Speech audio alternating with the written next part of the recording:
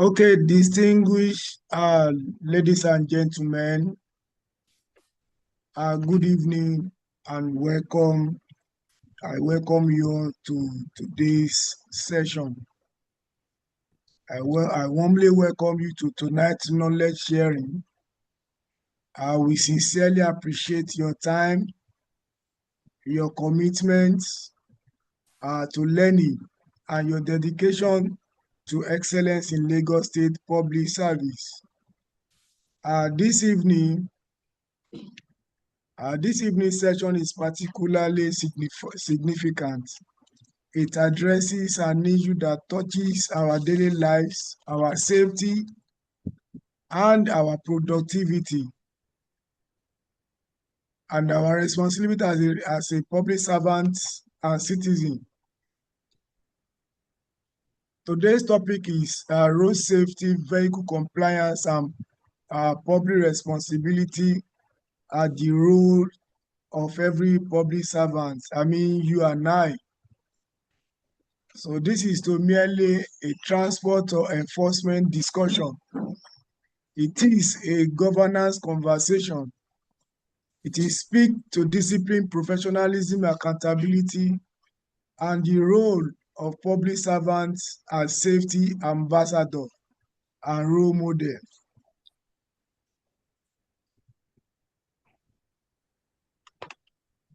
So as role model in society, as Lagos continue to grow as a global mega city, the importance of safety, road safety, compliant vehicles, and the responsible conduct cannot be overemphasized. Road safety is directly linked to safety delivery, workspace, productivity, public confidence, and the achievement of the Teams Plus agenda, particularly in the area of transportation governance and sustainable development. So to guide us through this very important disclosure, we are deeply honored to host uh, for the first time on our public service knowledge platform, a distinguished professional, a seasoned technocrat, and a respected public sector leader, Engineer Akin George Fashola, Director and State Chief Vehicle Inspection Service, VIS, Lagos State. Engineer Fashola is widely known for his visionary leadership and operational excellence in the vehicle inspection services. Under his stewardship, VIS has continued to raise standards in vehicle safety, compliance, and inspection processes, ensuring that Lagos State remains at the forefront of road safety management in Nigeria and in line with global best practice. His work alongside his dedicated team has contributed significantly to making Lagos State a reference point in transportation safety, regulatory compliance, and innovation. Fully supports the vision of the Teams Plus agenda to position Lagos as a smart, safety, and global competitive city. Beyond enforcement, Engineer Fashola has championed education awareness and collaboration, recognizing the sustainable road safety can only be achieved when citizens and public servants understand their roles and responsibility.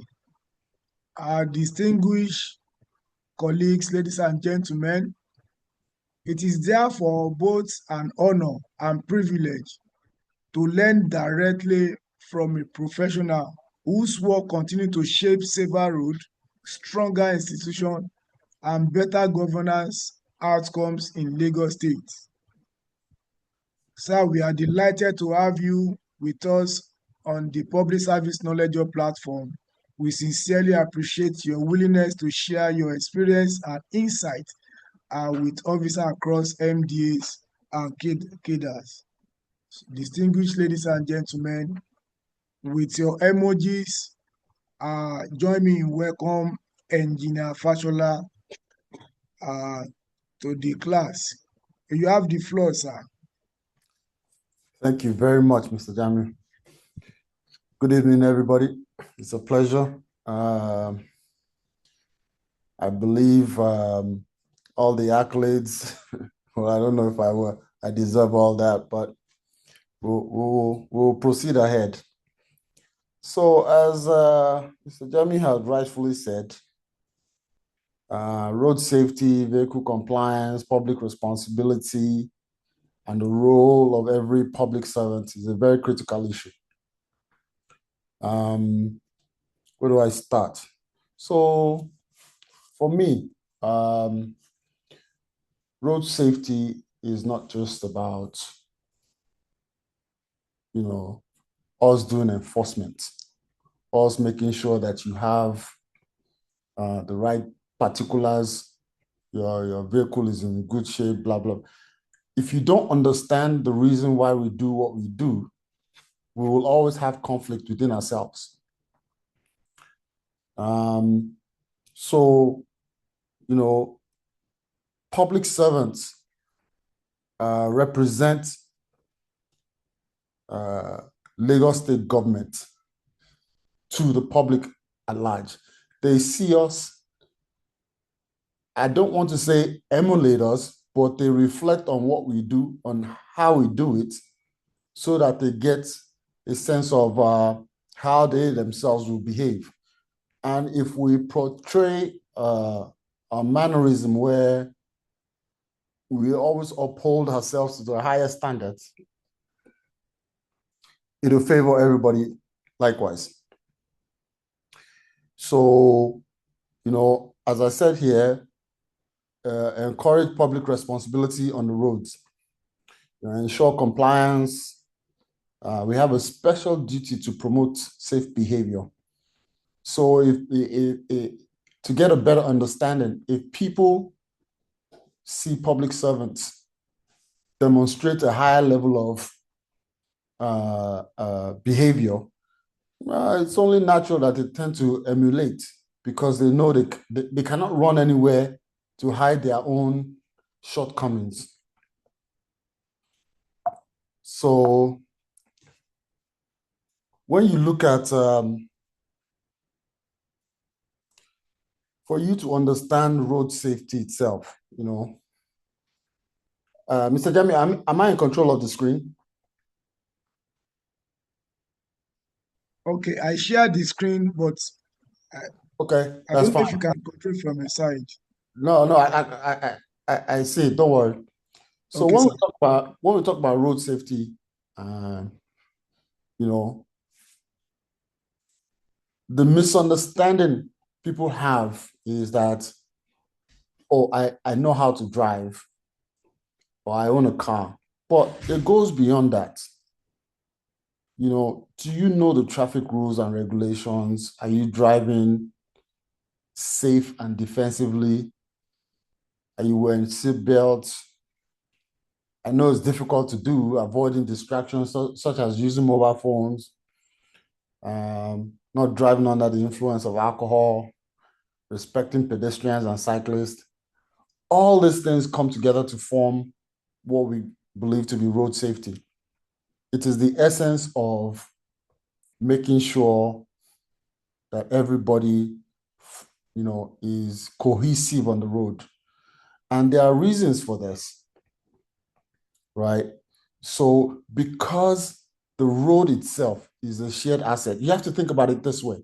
You are not the only one driving on the road, right? So you must apply yourself to condition your thought such that you have to be able to anticipate what the next driver is going to do in terms of driving, which means don't follow vehicles too closely, because you never know what the reaction is going to be.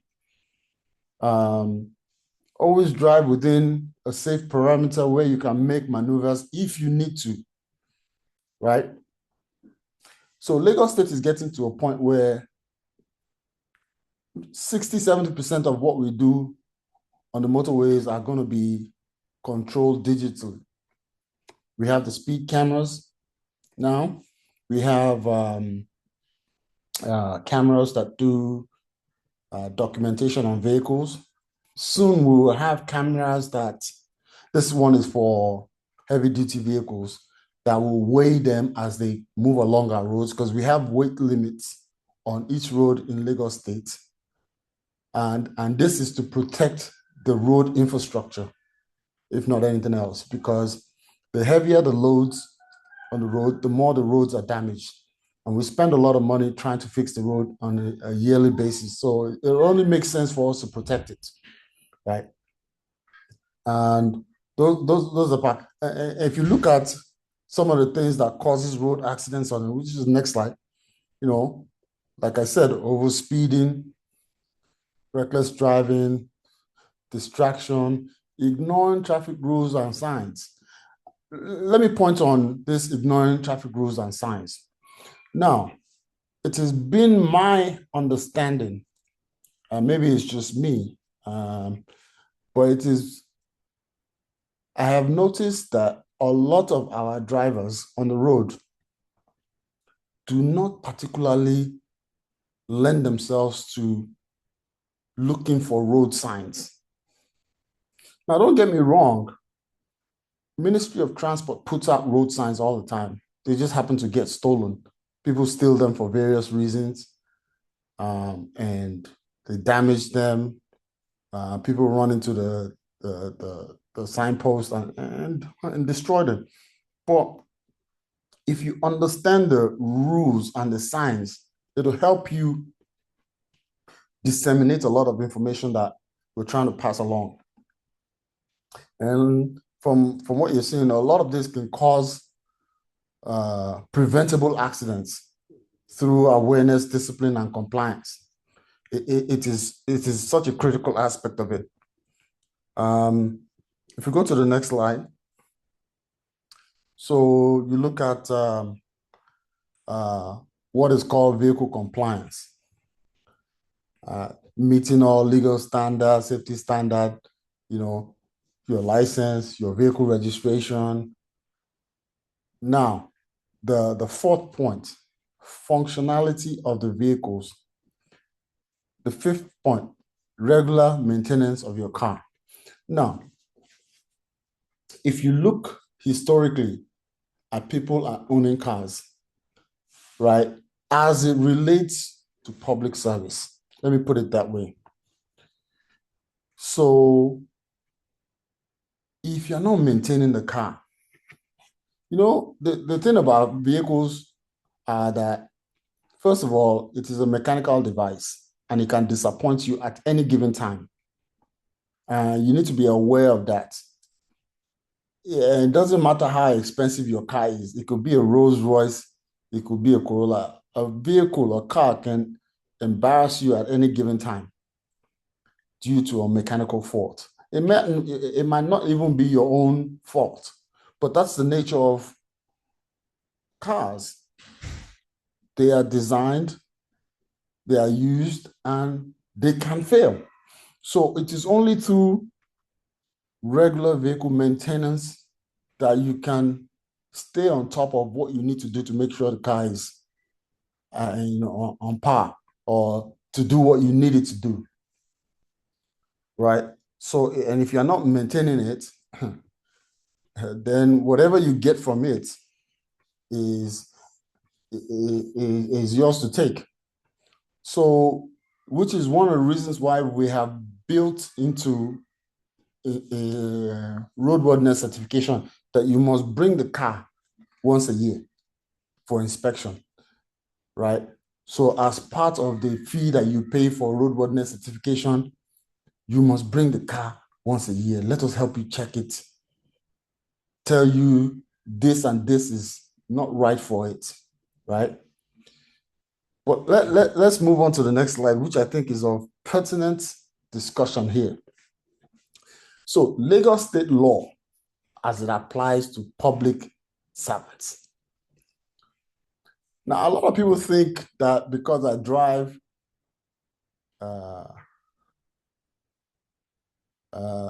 government vehicle, some things don't apply to them.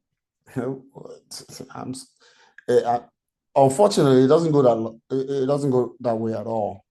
So if you look at it, and this applies to all levels of government, right? So this is why the rules are made for everybody. Okay, government vehicles are not exempt from any procurement of mandatory vehicle documentation. There is no government vehicle that is exempt. Yeah, even Mr. Governor's vehicle must be documented.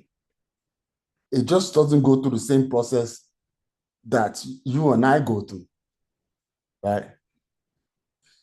Traffic laws don't apply to vehicle on official duty. Lie.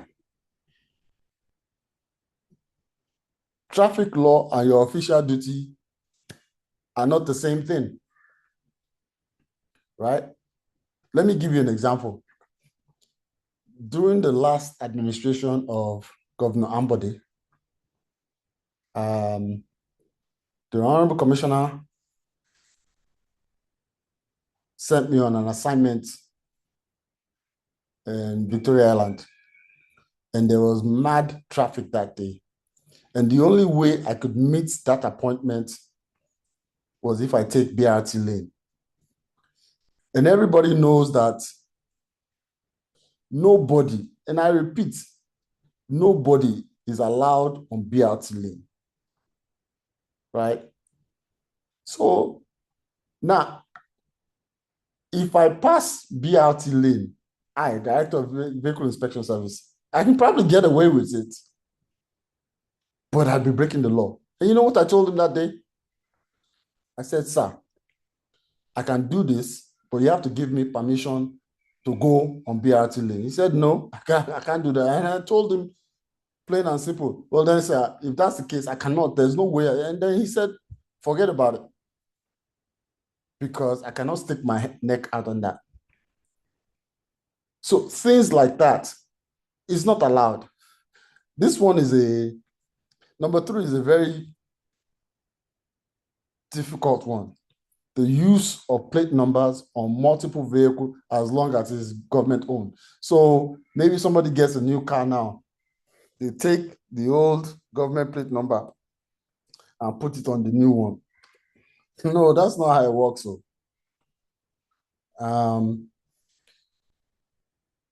it's a 2-step process. One, when the vehicle is being purchased, it has to have a normal plate, which is a blue plate. That is how you get the blueprint of that vehicle.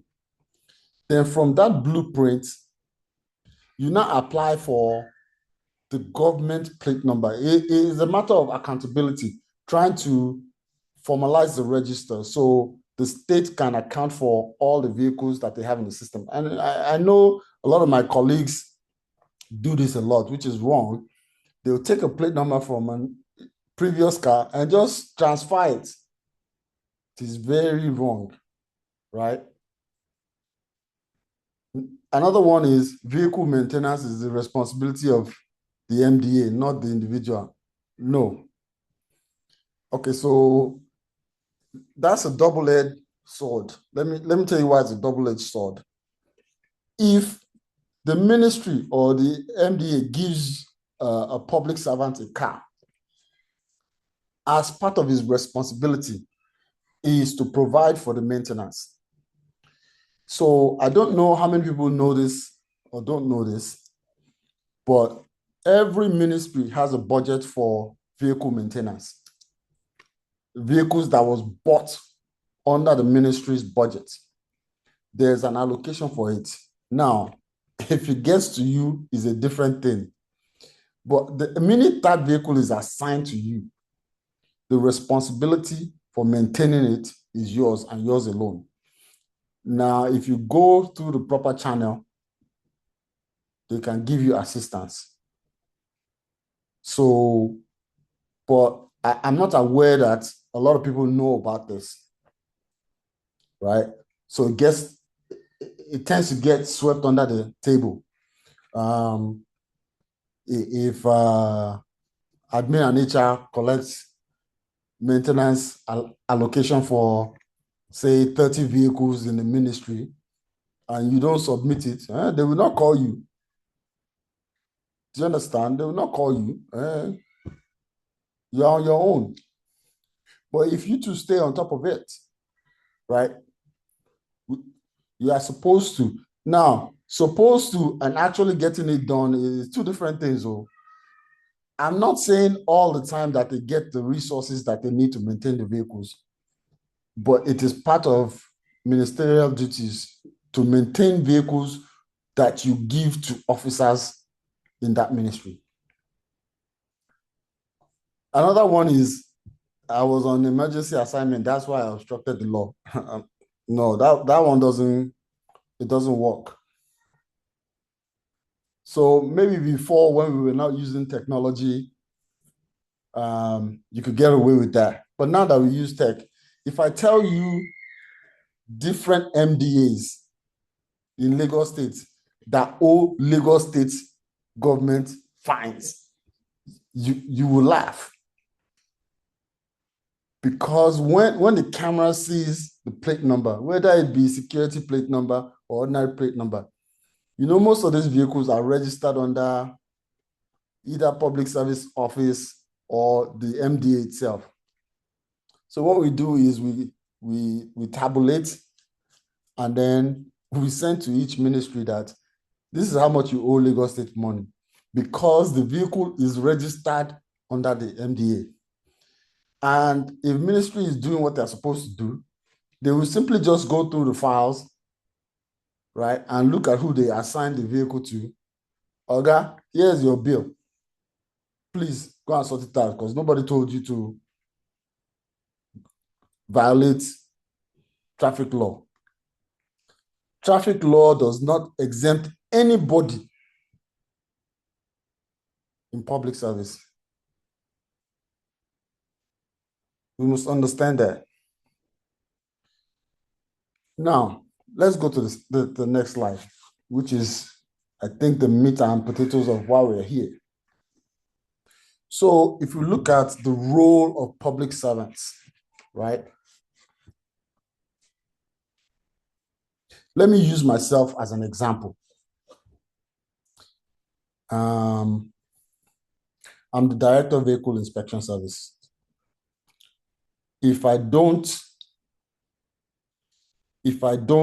renew my roadworthiness certification on a yearly basis,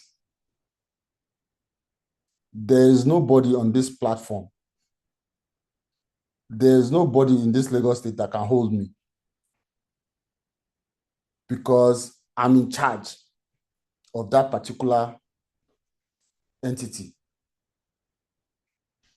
But let me tell you this, you can ask my colleagues at work, my officers, I do it without question, because I want to set an example.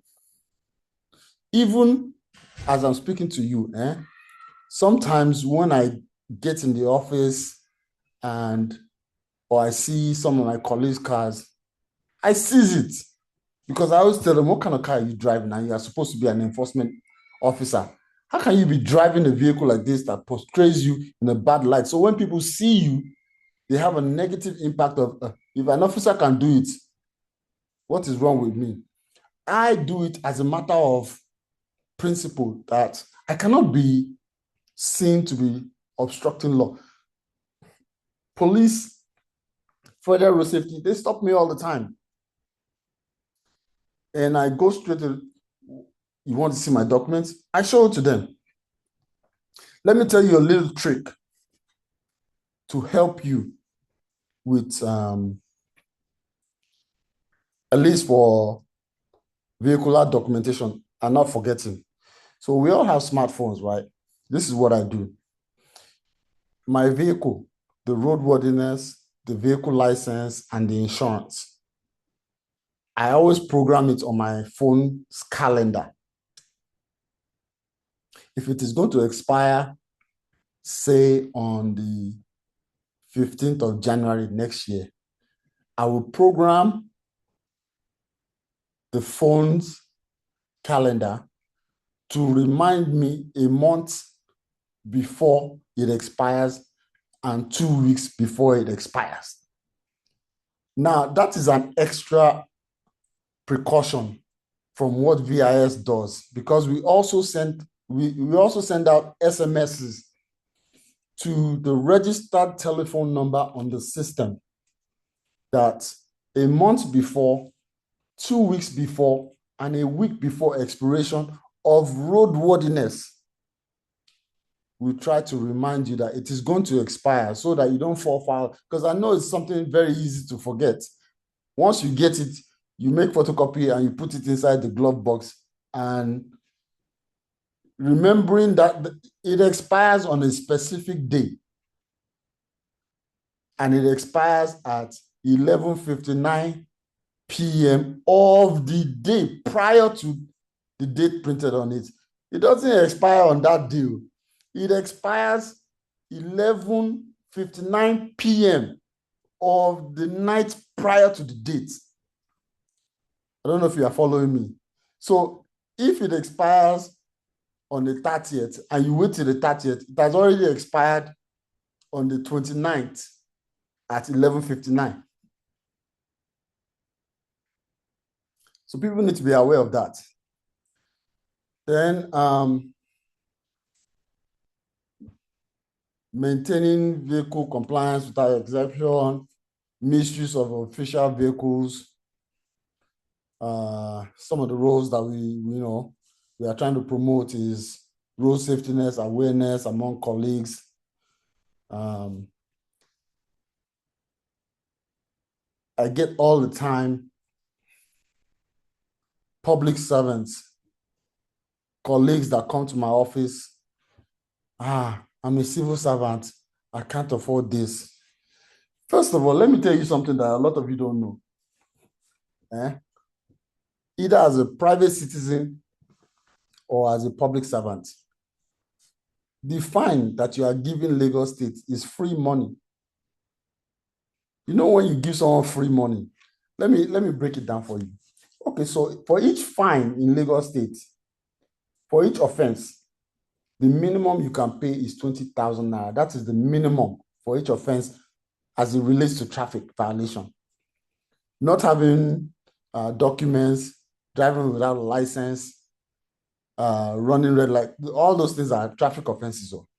So the minimum you can pay is 20,000 naira. Now, if you look at vehicular documentation, let's take that for instance. So I think vehicle license for most cars is about, I don't know, 6,000 to 7,000, depending on the type of car you have. Vehicle license, I think it's about the same thing, just depends on the category. The only thing that I know is a lot more expensive now is the insurance, which used to be 5,000, now it's 15,000. So if you look at all that money, let's give a bulk figure of, say, 30,000 naira, right? So when the camera catches you and you don't have any of those three documents, that's a 60,000 naira fine every time you do it, as opposed to paying 30,000 once a year. Now, I think that only makes sense that 60 to 30, and the 60,000, which is the fine, does not exempt you from also procuring the documents, because for you to pay the fine, you must also do the validation of the documentation. So all in all, you have just spent 90K and 60 of it goes to Lagos State government for free, right? So these are some of the things that we need to talk about. And I think in this discussion tonight, I will hope that you have pertinent questions that I can answer honestly. And I want to stress the point about the reason vehicle inspection services demands that you bring your vehicle for inspection once a year is not to harass or disturb anybody.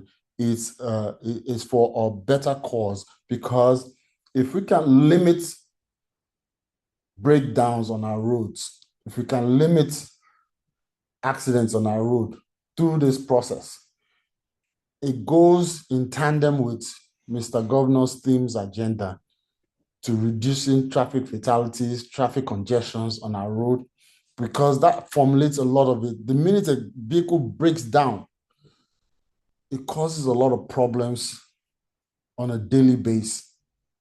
So, it only makes sense to have such things.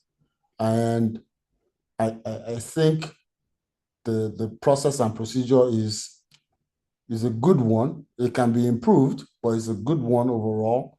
And we are working audaciously to try and improve that system of inspection to make it a lot easier for people.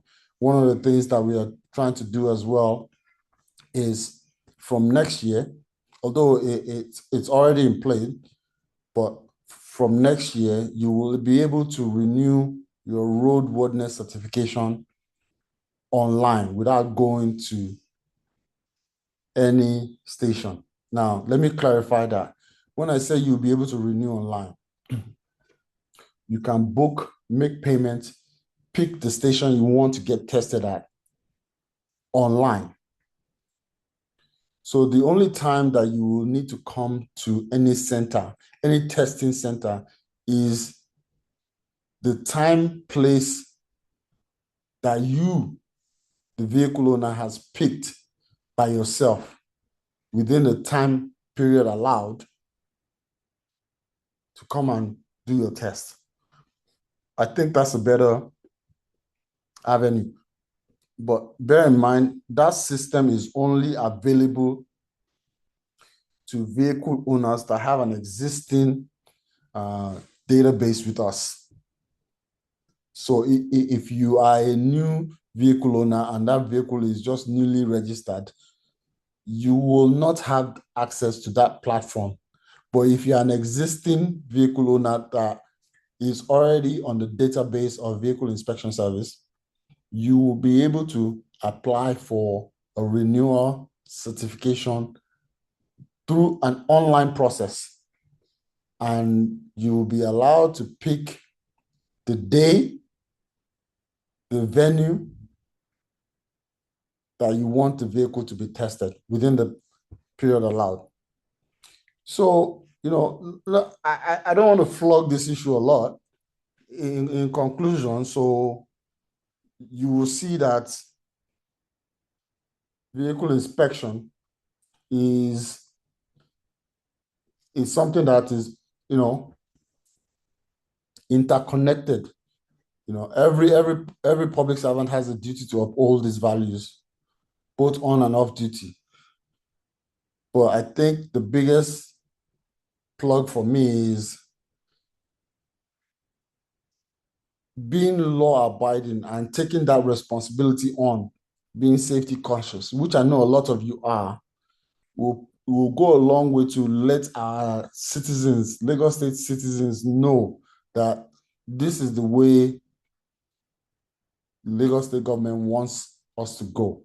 And it provides an avenue to contribute to the responsibility of everybody driving on the road and letting us be safe. I think it's not a hard thing to do. It takes discipline. Nobody wants their vehicles to just kaput on the road, to put it that way. But I think you have to contribute to that effort. If you don't water flower, it will not grow. So if you do not maintain a car, it will not last long. So you need to formulate that strategy where that interconnectivity between vehicle maintenance, public responsibility, and road safety in general is part of your daily culture. It'll help you in a lot of ways. On that note, I want to conclude this minor session, and let's have questions and answer, because I think that is where the meat and potatoes of this particular forum will give us insights into what we need to do. Thank you very much. All right, thank you so much, sir. Can I see your emojis to appreciate engineer, please?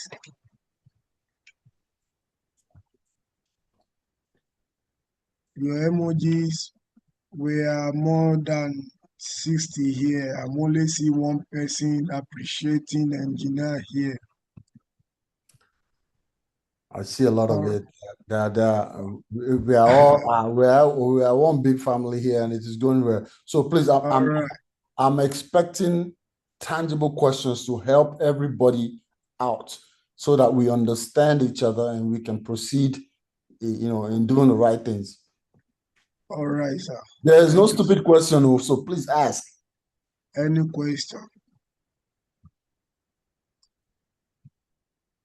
So please, if you have question, raise your hand.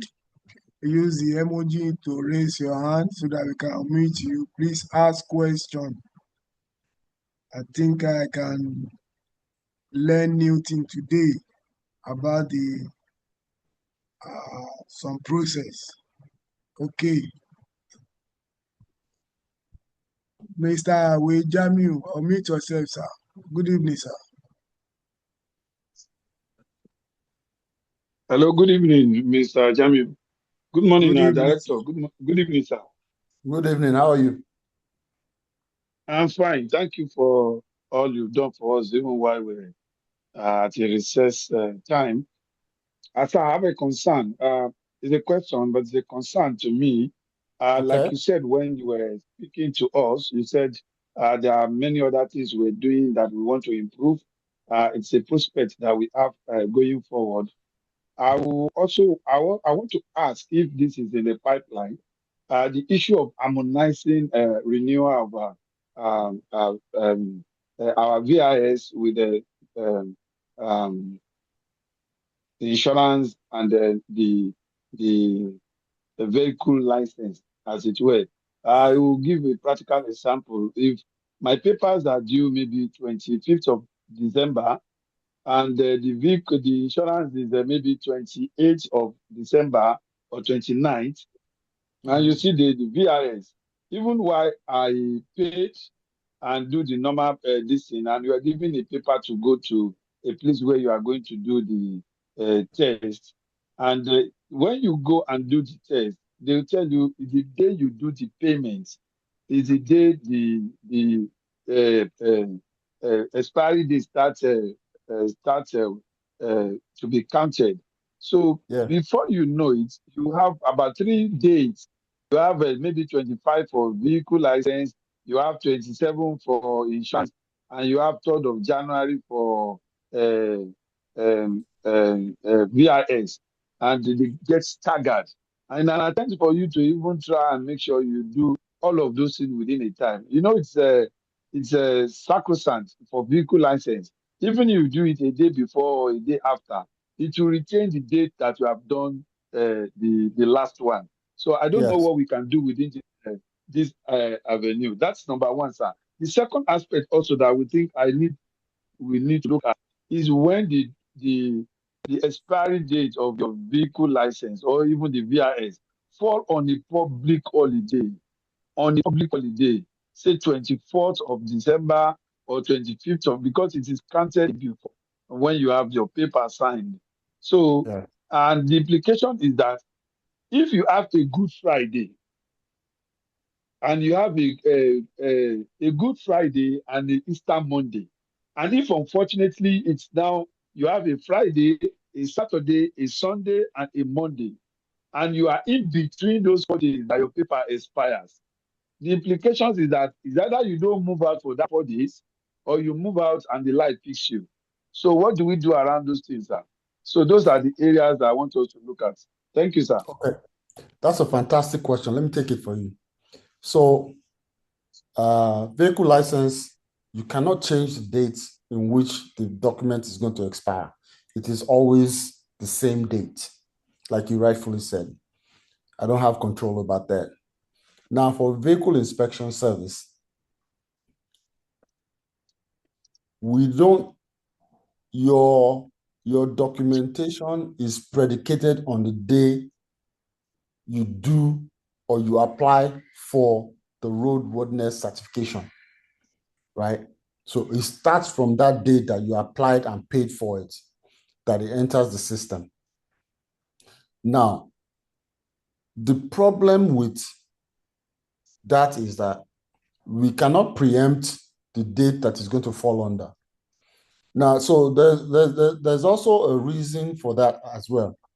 So most of these things is gonna be dictated by Lagos State traffic law. So under Lagos State traffic law, it says that every time you put that vehicle on the road, anytime you put it on the road, that the documentation must be complete, right? It doesn't matter if it is holiday or non-holiday.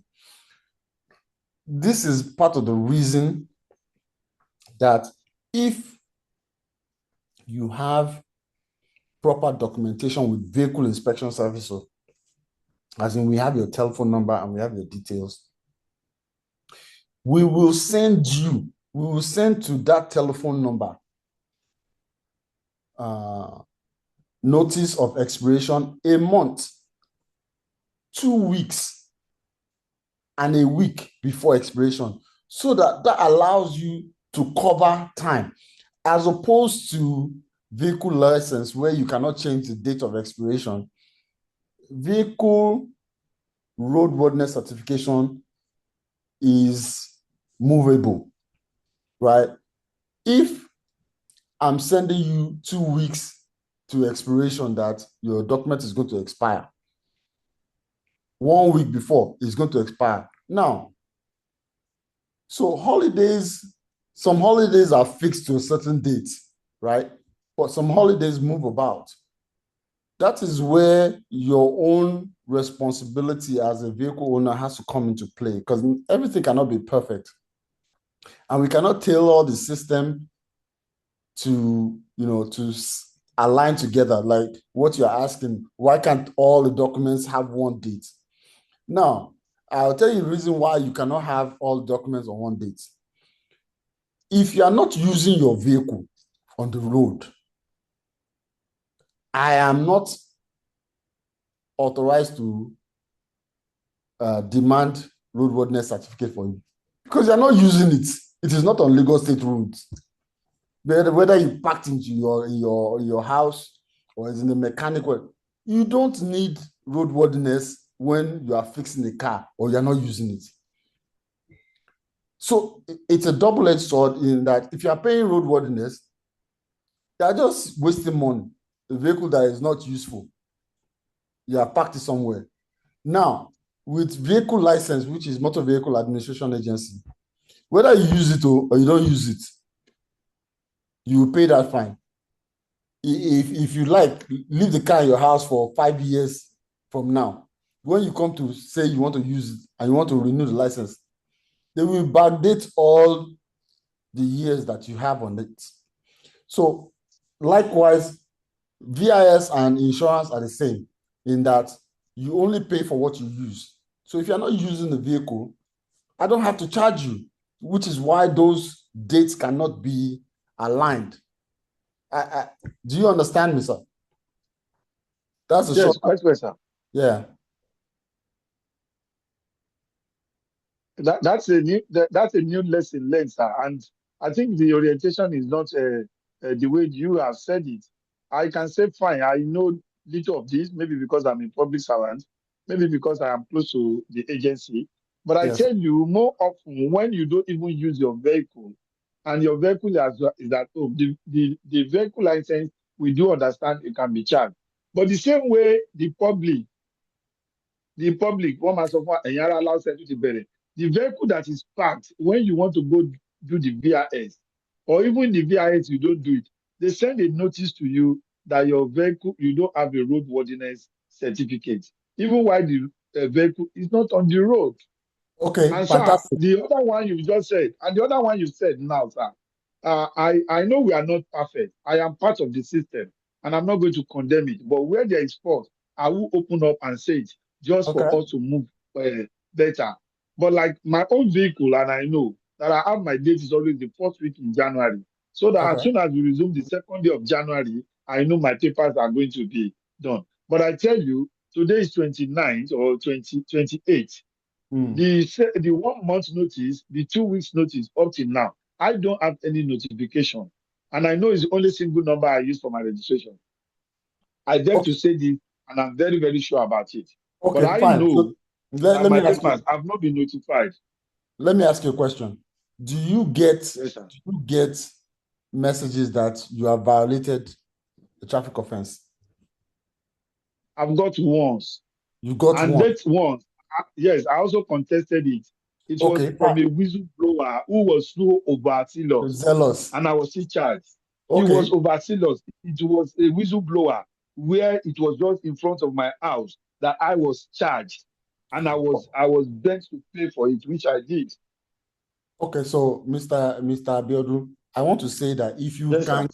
if you can get a notification saying that you violated a traffic offense, you should be getting SMSs because it's that same number that are using to send you violation notice. That is the same number I that agree. you. I agree, sir. I agree, sir. I said, but this year, I don't know what happened. Maybe it's a system collapse. Maybe it's a woman error. I have two vehicles and I get notification.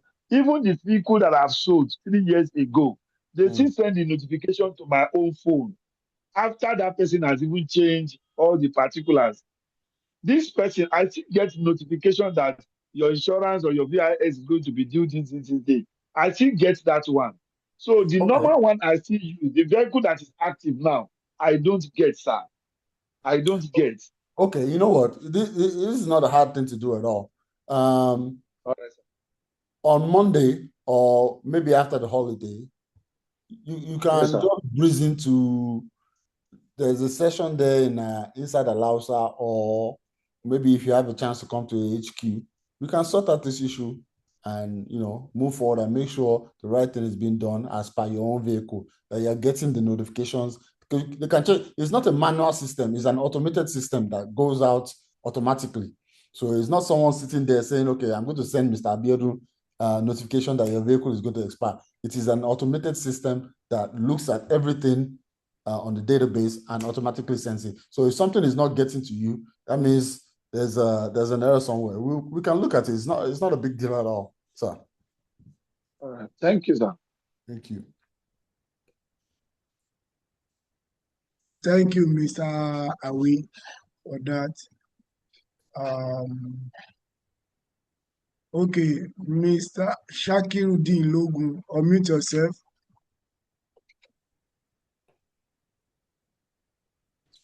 Hello, sir. Good evening, sir. Good evening. Good evening, sir. Compliments of the season, sir. Same to you. Sir, I have a couple of questions, sir. Some of them have been raised by the first speaker, sir. Okay. But the first one, I want to pick it up from the area of Lagos State Drivers Institute, their permit or their license, sir. Is it necessary Okay. for me when I'm driving another person's vehicle and I can present the person whose vehicle I'm driving is also in that vehicle? And one of the officers was contesting that even though I gave my driver's license, I gave my ID card to as a staff of the state government, that he was contesting that I was supposed to be in possession of that last drill. And I said, no, I am not a commercial driver, and I don't use driving as my occupation. So it is only meant for people who are drivers and whose occupations are drivers. So I want you to clarify that for me, sir, first. Then secondly, sir, you mentioned some of the causes of road accidents, Yes, sir. such as driving under the influence of alcohol, improper maintenance of vehicle, um, um, what is it again? This defensive driving, yes, defensive driving. And unfortunately, sir, everything you have highlighted are true. But you can find them in the commercial driver sector, especially the yellow buses, or anybody that drives commercial in Lagos. Everything you have highlighted is just part of it, especially when you are in traffic. You even see, especially on the Ikorodu corridor here, where you have people facing one way because of just a breakdown of just about 10 minutes or thereabout. Then, in all of this, where is the position of the Lasema response unit to clearing all those things? Because I have been opportune to have been rescued once by the LRU.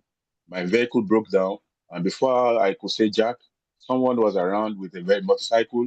What was the fault? I told him, and he was able to help me out. So perhaps if we have this again, Lagos State can be in a tandem with the Mr. Governor's agenda. So, and I want to also commend you, sir, that I saw you on a TV station where you personally apprehended the commercial vehicle, and when you conducted the journalists around the vehicle, it was a coffin on its own. So, and where was the VIS officers not to have noticed or not to have apprehended that vehicle until you stepped in? Thank you, sir. That would be my question for now, sir. Okay, thank you. So the first question you asked, I think you answered it yourself, which is, all right, sir. If you are not a commercial driver and you don't earn a living from driving, the law does not require you to own a luxury card. Please, I want to implore you, the next time, or everybody on this platform, if an officer is being overzealous in the quest of his duty, report them. I don't tolerate nonsense because they know this as a fact. So you should have reported him. Those are the things that we tell them.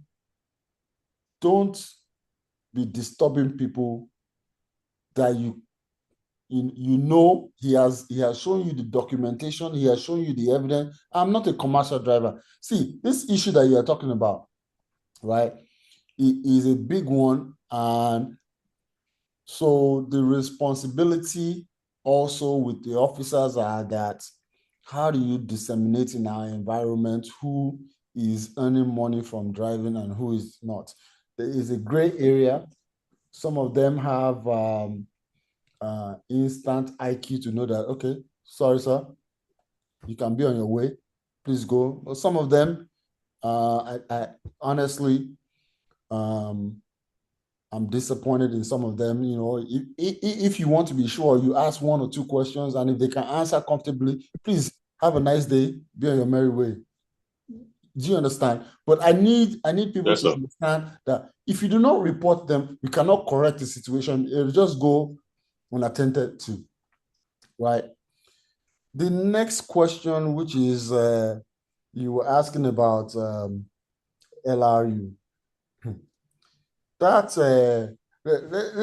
no, sorry, about the downfall drivers. Let me tell you on this platform right now. Every day, I'm not saying one day, every day, we have 43 zones spread across Lagos State. And every day we apprehend almost, give or take, 50 downfalls a day. 50. I didn't say 50. And a lot of people don't know or appreciate it. That's a lot of vehicles on a daily basis. So some of the limitations that we have is, one, even if you apprehend them, where do you park them? There are limited spaces to put these vehicles on. And you cannot hold them for more than 24 hours. You have to charge them with something. And then also, there's the responsibility of safeguarding their vehicle. That is a responsibility that falls on us, even though they are violators. If something happens to the vehicle, is a problem. Then there is the aggressive nature in which they present themselves. A lot of times we have to take into consideration officer safety, right? You can't even imagine some of the things that go on. Yes, if you come to headquarters, if not in 1 week, I will apprehend 2 myself. Yes. You know, it's just so many violations. But we are trying to change the system, not BIS, but Ministry of Transport is trying to change the system with a new program called Bus Reform Initiative. I'm hopeful that we will accomplish this, but we are piloting that program on the island first and try to see how we can emulate it across the state on a larger scale. But you know, let's see what happens. But I think if I'm being honest, right now, truth be told, if Lagos State were to take the downfalls off the road, it's not that we can't take them off the road. If we remove all of them off the road now, we will be shooting ourselves in the foot because we don't have capacity to augment what they bring. So in that aspect, we will continue to manage their situation till we get to a point where we can hold them and just eradicate them completely. But for the meantime, what we are doing is managing the situation. So we hold about 50 every day. Some pay their fines. A lot of them, we ask them to do the repairs within the compound before they can leave, you know, and this and that and this and I can't explain everything to you, but that is the situation. Yes, sir. Yeah. So another thing, sir, is that I saw a situation where I've seen it like 2 or 3 times now, sir. That Okay. you see a commercial vehicle, one is loaded. Sorry, Yeah. both are loaded. Yeah. Perhaps one is without engine and is pushing the other one while the bus behind is loaded. And Yeah. most of these things go unnoticed or unattended to. So I would say that before now, during the administration of His Excellency the PRF, Yes. most of these guys they fell in line. They fell in line naturally Yes. because there were the extant laws, there was enforcement, there were rules and all that they dare not. So what has happened or what has changed, sir? Mr. Shakiruddin, that question you asked me is beyond my pay grade. All right, sir. I take it as that, sir. I take it Okay, as sir, that, sir. Mr. Shakiruddin. Thank you. I take it All as that, right. sir. Okay, thank you, Mr. Shakiruddin. Tolani Oyebo, unmute yourself.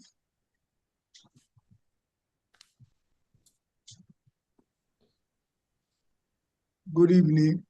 Hello, good evening, sir. Good evening. evening, ma'am. Good evening, PS. Compliment of the season to you and my other senior colleagues in the house. Yes, I have a personal question because this happened to me. It's similar to what the speaker before the last speaker talked about. Okay. I was going to go across PWD to Ladipo. Okay. Due to the fact that the railway was put under locked, it was blocked, Yeah. and it was on a Sunday. So I parked my car just after the fence before we get to the workyard, Okay. and then I used the railway to the other side. And before I came back, I got a notification that I have violated one of the traffic law. Yes. You And will. then I went online and I saw a video of my car being filmed or being recorded that I parked where Illegally. I'm not supposed to park. And first of all, it was on a Sunday. And then the person said I parked in front or beside the LASMA office. He corrected himself on the video and said, no, just before the LASMA office, and that this car should be booked. This car should be booked. I begin to wonder and I start asking questions that on a Sunday when the road is free, normally commercials stay on that road even on a working day. But I'm not trying to compare myself to them. But I don't know who these whistleblowers are or how they are being employed to go on the road. Even at times they go to mechanic workshop and video cars and say that the car has committed an offense. So I need a better clarification on that, sir. Okay. If that is what they are asked to do. No, that's not what they're asked to do. Okay, so let me clarify something. Yeah. Okay, sir. If for any reason there is, let me take for instance this one that happened to you, there is no parking. If there's no parking on a particular venue or road, whether it's Saturday, Sunday, Monday, Friday, Tuesday, it doesn't matter, right? If you're not supposed to park there, you're not supposed to park there, right? Irregardless of the day of the week it is, whether weekend or not. Now let's take that aside, right? So the question you want to ask yourself is, when you were parking, did you see signs there that says no parking? I was just going to say that when you said if there is no parking, there were no signs that there were no parking there. Okay, There so cannot be a sign of no parking and I'll still park. When I know that, I'll be fined. fantastic. So this is what I want you to get, right? So if something like that comes to light, you are allowed to challenge that fine, right? So nobody can give you a fine in the state without the avenue for you to challenge and present your case, right? We get a lot. You can challenge the fine that, look, show me the sign that says I'm not supposed to park here and where it is, right? If you can show it to me and prove it to me, I'll pay the fine. If it is not, then it's your interpretation as versus mine. Okay. So I will I'm going to have to do that. challenge the fine. So let the onus be on whoever it is that is doing that. Okay. Please don't be afraid to challenge fines. It is something that is built into the system and it'll avail you a lot. Challenge the fine and let the position of the law be clarified. All right. Thank you so much for that clarification, sir. No problem. Thank you. Thank you.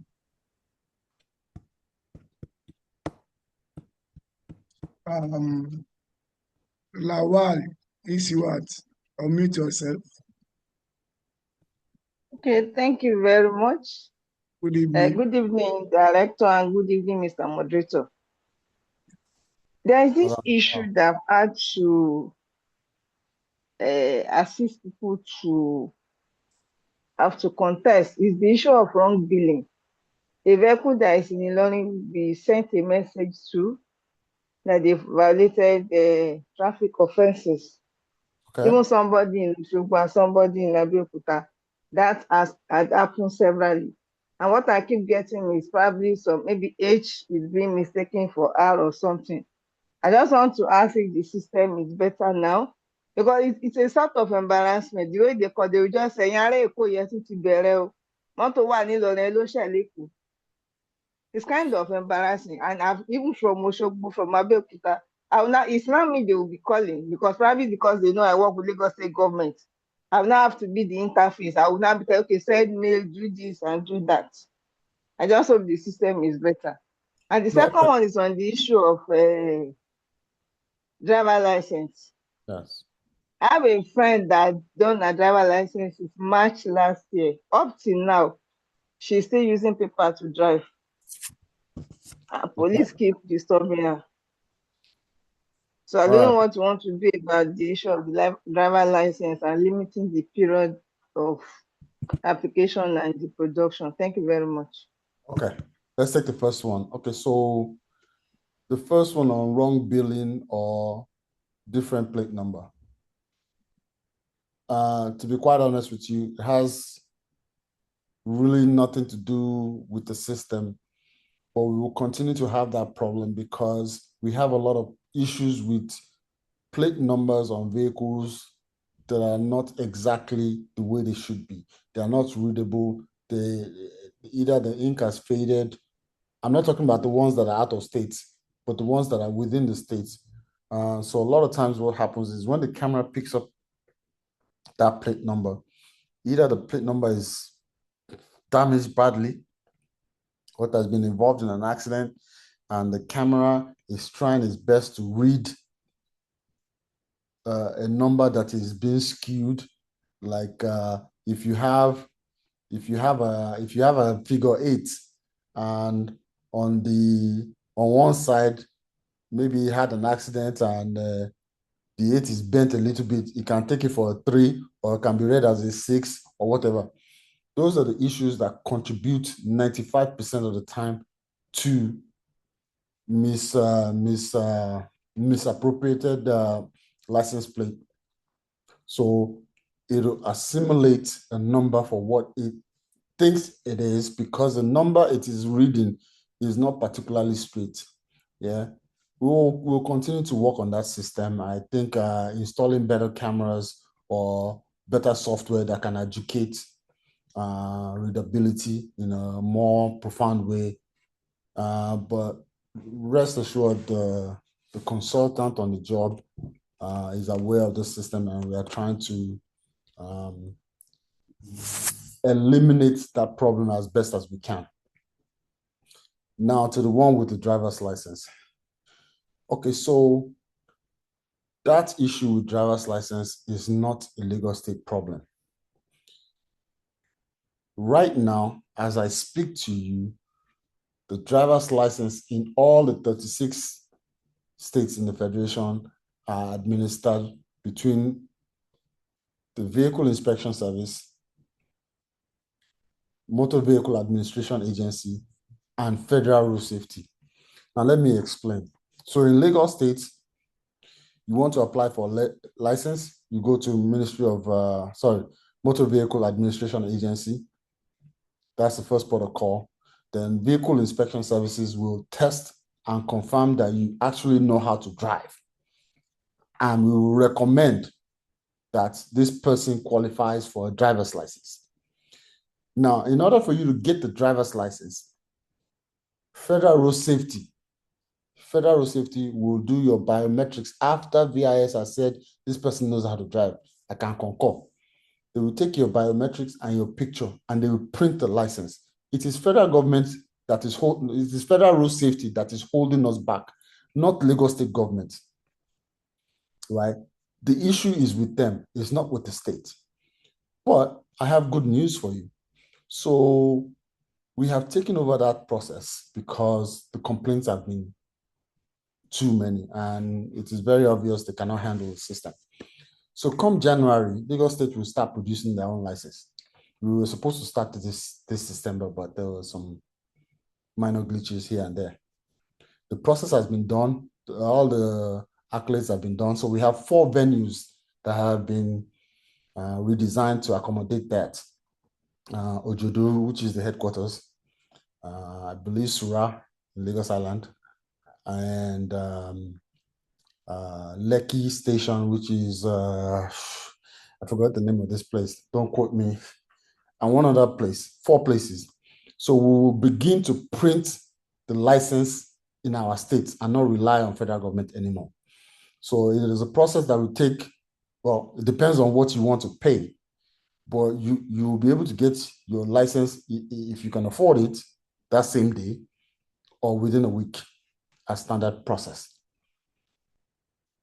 That is it in a nutshell. So you not being able to get your license as at when due is not the fault of Lagos State. It is of Federal Road Safety.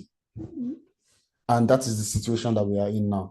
But come January next year, like I said, we will take over that process and everything will be done within the state. So there will be no issues with that anymore. Now, one of the main concerns is how do we get people like yourself that you're saying now that have existing licenses that are on hold so we can procure it back into the system, because you've already paid for it now. I'm not going to, do I want to charge you another one? So those are some of the issues that we need to iron out in-house before we go live. Thank you.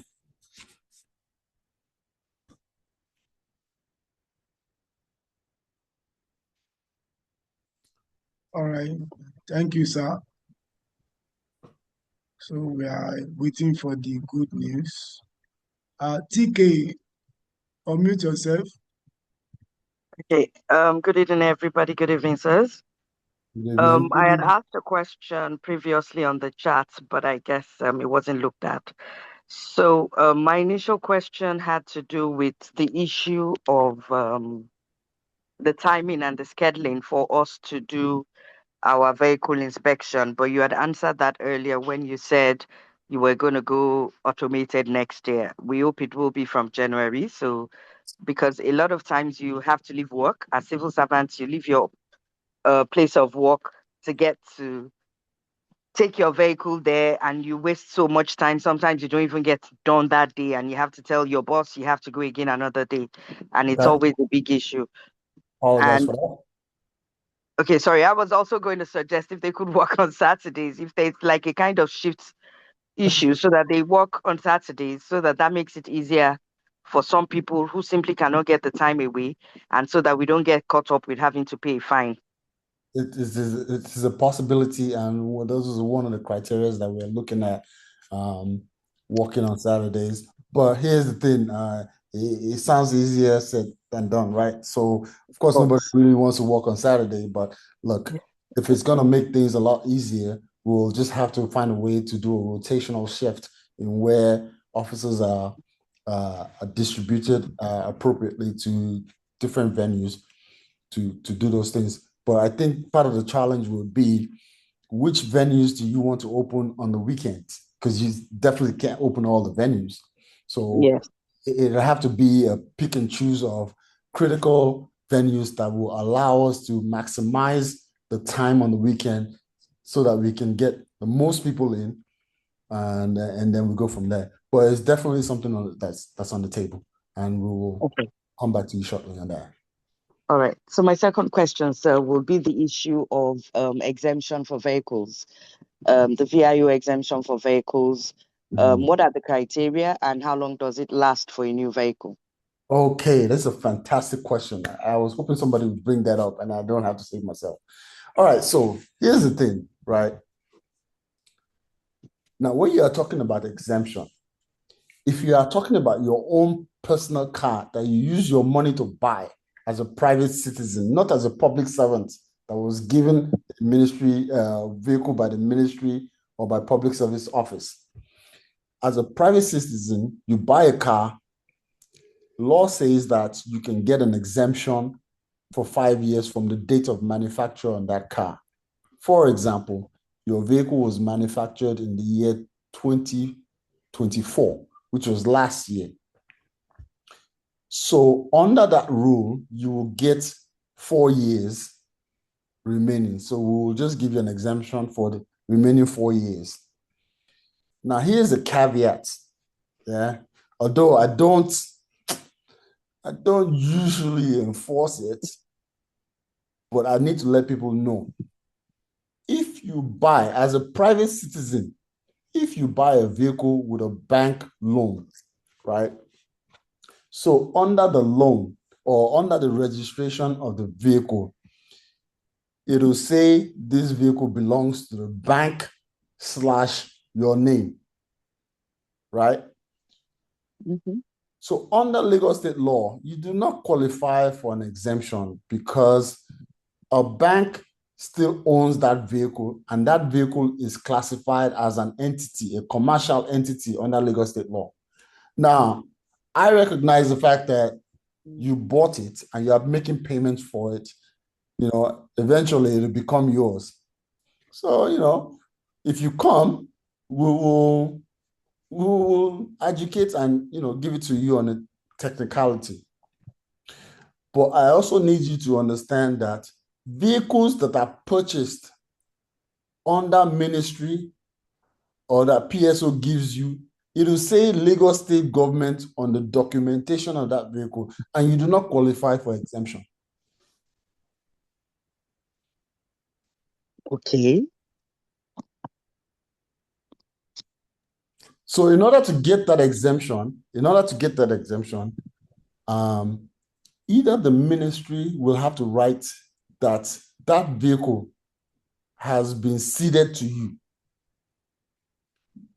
Not assigned to you. Assigned to you means it belongs to the state. It belongs to the ministry. Ceded to you means that they have given it to you, but your name is just not on the documentation. Are you with me? Yes, sir. So those are the clarifications on the exemption. Because even the state is classified as a commercial entity. Oh, okay. Okay. So, sorry, let me get a final clarification here. Okay. What you have said is that it is from the date of manufacture of the vehicle The and date not of when it was manufacture. purchased. Okay. Yes. So So if I purchase 2 years, 3 years after it was manufactured, I will get, let's assume it was manufactured 3 years ago, and yeah, I you get the purchased it remainder of only the 2 2 years. years that's left. Okay, all right. Okay. I think that's a good thing.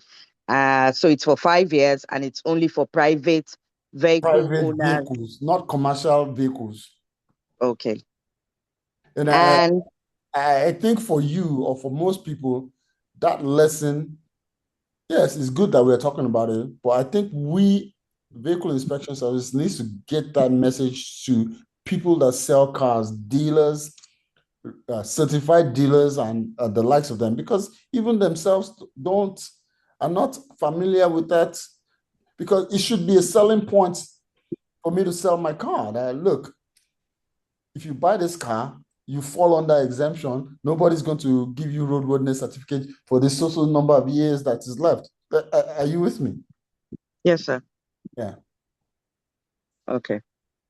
All right. Thank you, sir. That's clarified a lot of things, because what we've had happening is that officers tend to harass. Well, let me not use the word harass, but officers will ask several times to say that, oh, you don't have an exemption, and you're like, it's a new vehicle. It's barely 2 years old. And they will tell you that it doesn't matter. And for whatever reason, they will say, because you don't have the roadworthiness, and therefore. And I'm like, why should I get a roadworthiness for a 2-year-old car? Okay, so let me also clarify that. Okay, so what you are assuming is that as a matter of principle, the state should already know that this is a brand new car, which, yeah, under normal circumstances, we do. But I have to also tell you there are a lot of falsifications in the system, even with new cars. Vehicles that you think are new cars, they are not. Okay. VIN numbers that have been duplicated, chassis numbers that have been duplicated, erased, dubious things. So we don't take it on face value. You have to apply for the exemption. When you apply, they will now inspect the vehicle that, yes, truly indeed, this is a new vehicle. This is the year. We have tech that can detect those things. It will tell you where the vehicle was manufactured, the day it was manufactured, what it came with, what it did not come in, the color, everything. So it'll lay it out. Once we get that certification, the exemption will come out in less than 1 hour. You will get.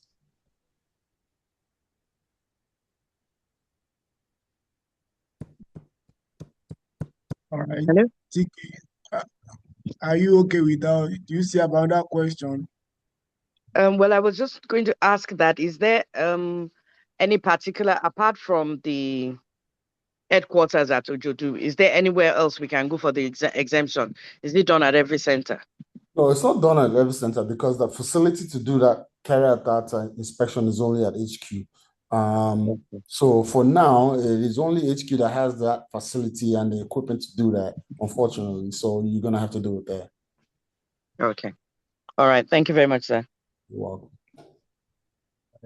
Thank you.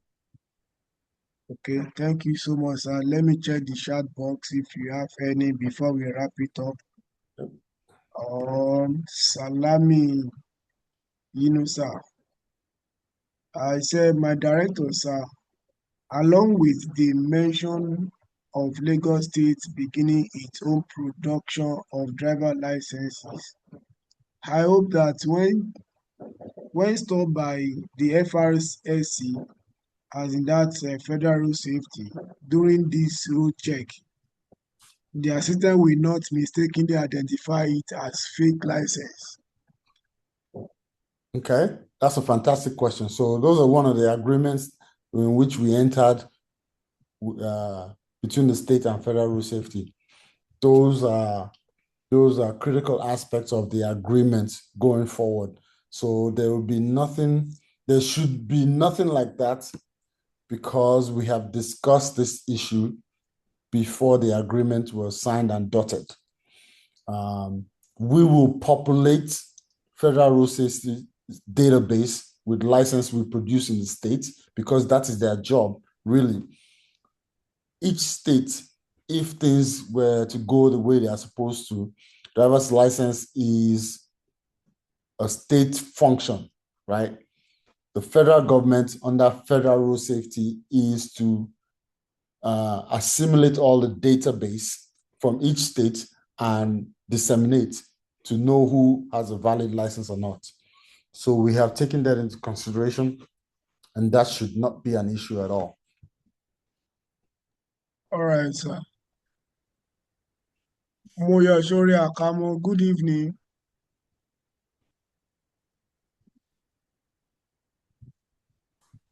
Moyashori Akamo, unmute yourself.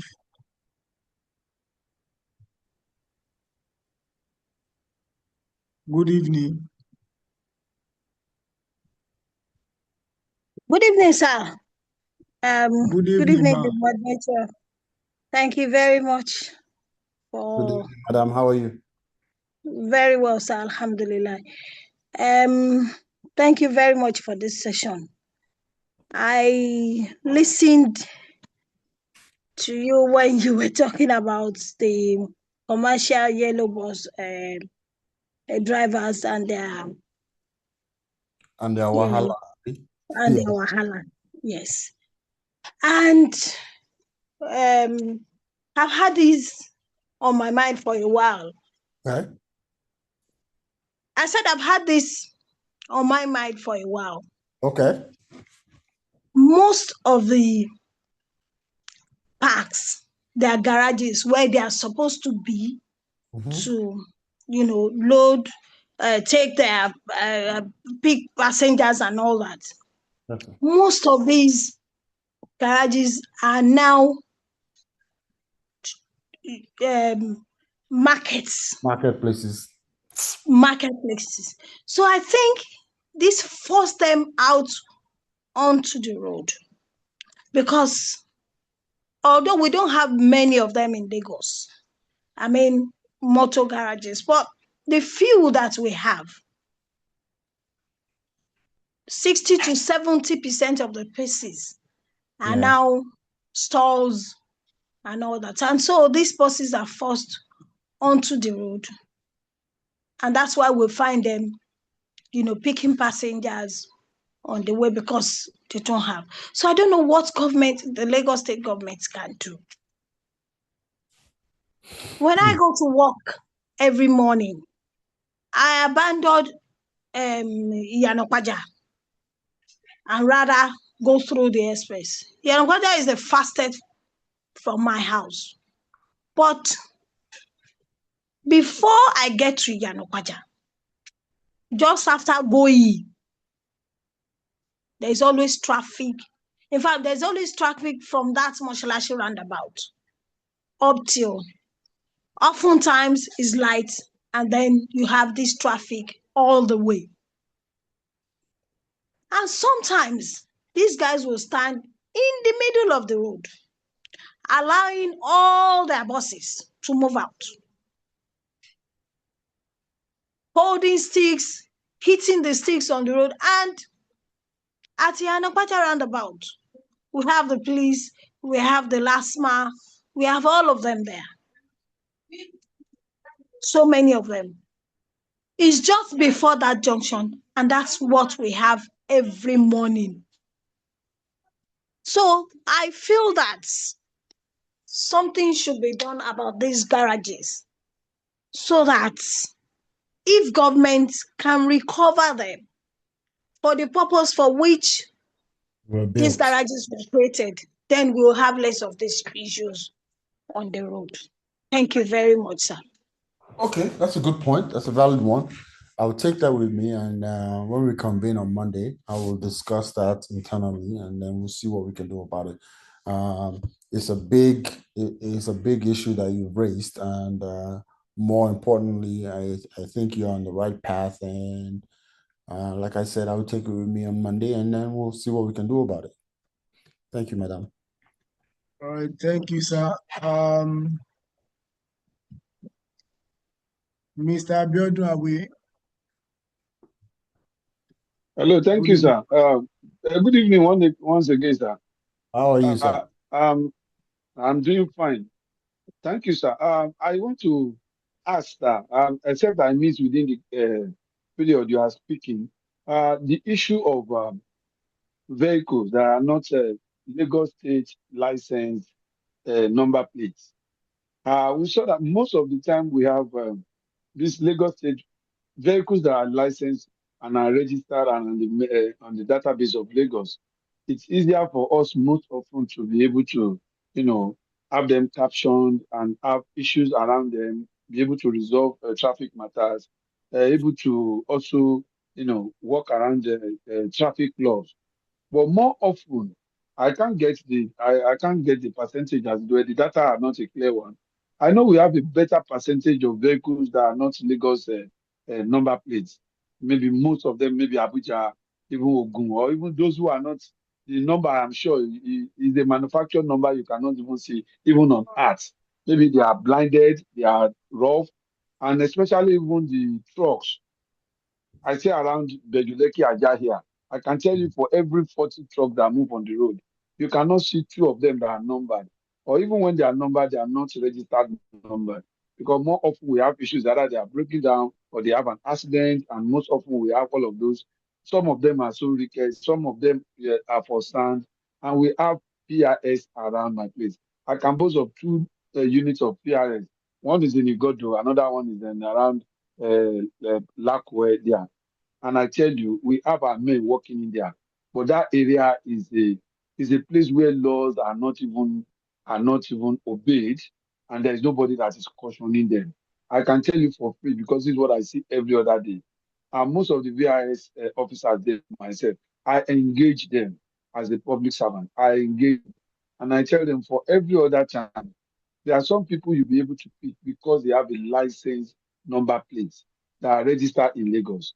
I want to ask that, sir, that is there any law, is there any rule that allows vehicles that are not Lagos number plated to stay as much as maybe some months or years, that they can reside in that same place and have their vehicle registered in another state or registered in Federal Capital Territory, and they roam about in Lagos driving recklessly and suicidally without any cause to reprimand them.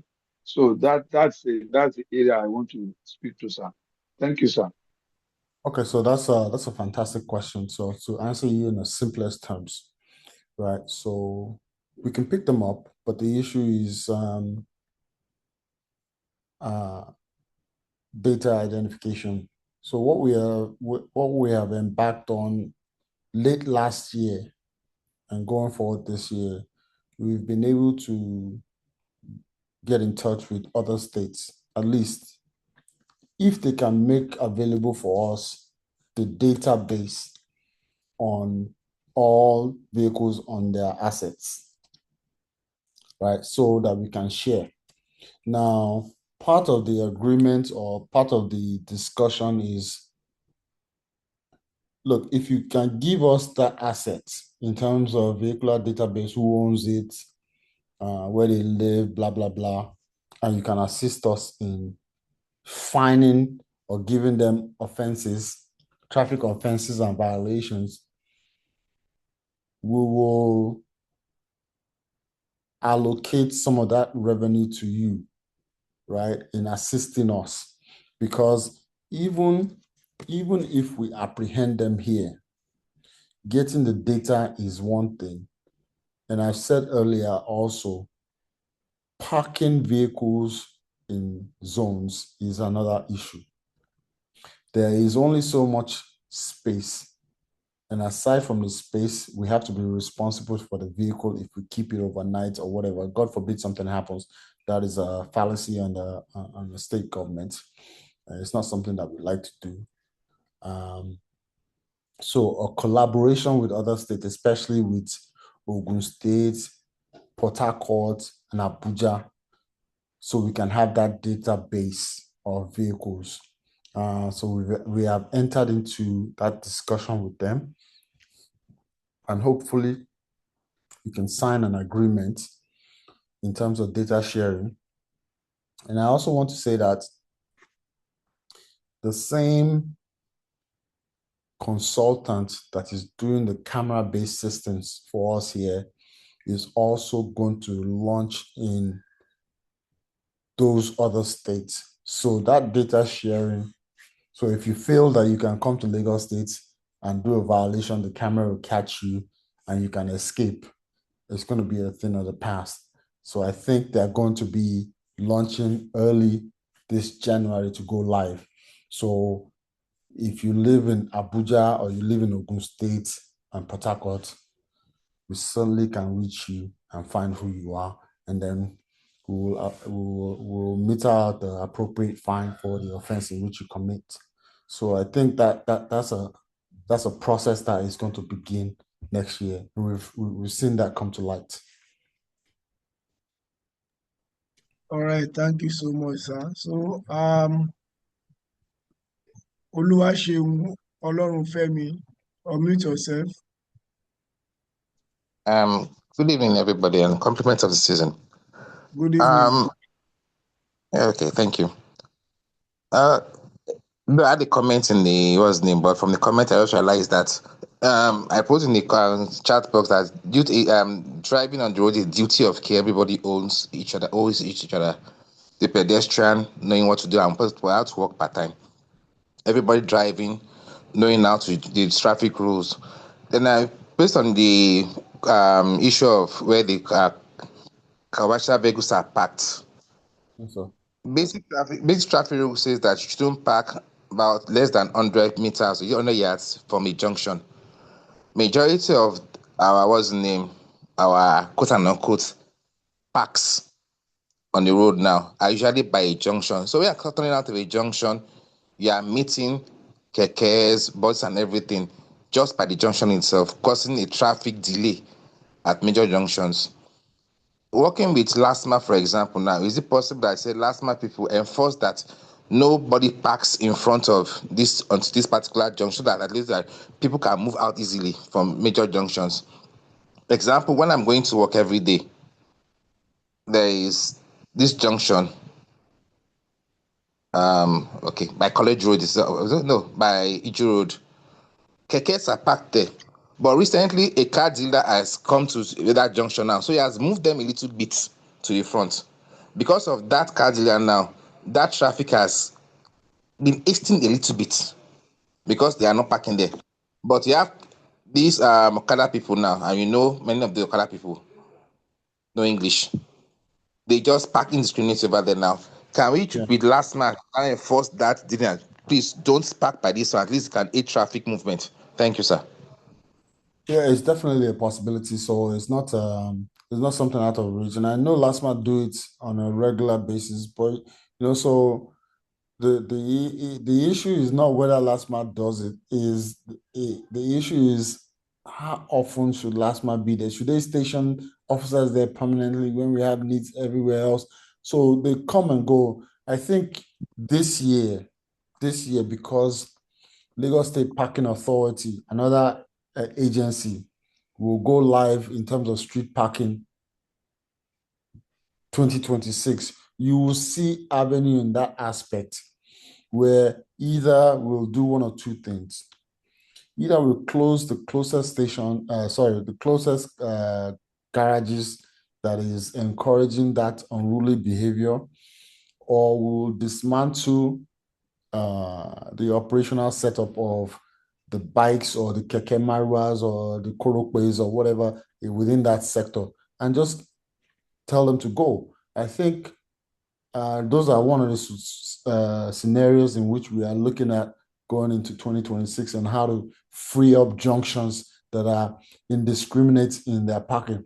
And that also stems from the fact that, look, when you look at public transportation as a whole, there are more vehicles than there are people, right? So at present point, anybody can buy a commercial vehicle and put it on the road, and we sell plate numbers to them, right? So we need to be functional in our approach there. If you buy a commercial vehicle, I should be asking you, Mr. A, where are you looking to utilize your vehicle? Is it in this area? If it is in this area, no, I don't want vehicles in this area. And we have reached maximum vehicles in that area. We are even trying to decongest, because the reason they park on the road is because even the garages in which they operate are full, right? And they don't have designated parking.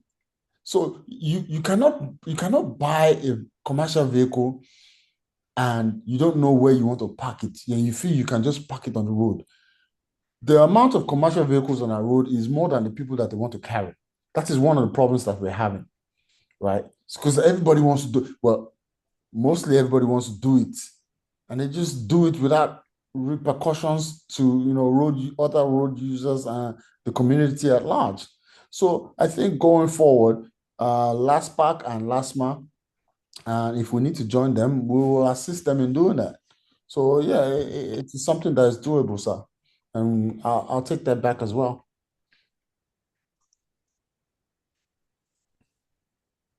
Okay, thanks so much, sir. So let me take this last question. Zoom user, next time we don't take the name we don't know, but you might have a important question. Zoom user, can you unmute yourself? Is that me? Yeah, that's okay. easy. Yes, we see you as Zoom user here. What's the name? I'm sorry, this is Dr. Dion Rojo. I'm calling from the US. Okay. I All was right, just, sir. I was sent this by a friend of mine from Lagos. Sorry Okay. about that. No problem. Yeah. Right, sir. Well, I was just trying to understand somebody was saying something about some people that have tag from another state. So how does that stop anybody? If the person does something wrong, can't they just do what they need to do, even if it's from another state? So I'm trying to, because I'm lost as far as, okay, the friends from Port Harcourt or from Abuja or from another state or what have you. So what does that have to do with the tag that, if they are doing something wrong, basically, how would that stop them from, if they need to be arrested or if they need to be corrected? What would the tag, the license plate number have to do with, where they're from?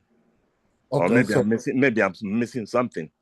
Okay, so let me explain that. So what he was saying is that vehicles from another state, we don't keep their database within Lagos State. And what I said basically, yes, it is true. But what you also find is when you go to other states, most of them don't have a digital database of their vehicles on their assets that they have in the state. And I said that Lagos State, as a matter of urgency, we have been liaising with other prominent states that have a catalog of vehicles within their jurisdictions, like Ogun State, Port Harcourt, Abuja, and various states like that, so we can form a synergy.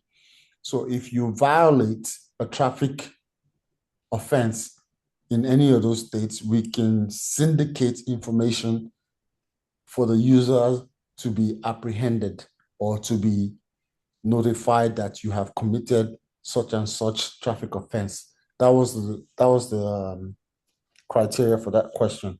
So going forward, we will we will share database in trying to apprehend users that violate traffic offenses. So, Okay. Hello. Can I yes, have a follow-up? Okay, if they commit an offense right there in Lagos, yes. okay, why can't they, arrest them or do what they need to do? I mean, No, sometimes we arrest them, but in the okay. case where there are no officers within that vicinity and all we have is cameras, right? All we have is tech equipment that can just verify the details of the vehicle. That is what the question. Oh, okay. You I get see it now. now, sir. Okay, now, okay. I see now. Okay. So collaborating with those states and sharing an API in terms of database for their own assets will allow us to work cohesively in apprehending vehicle owners that violate traffic laws. Oh, okay. So you still okay. I see. Okay.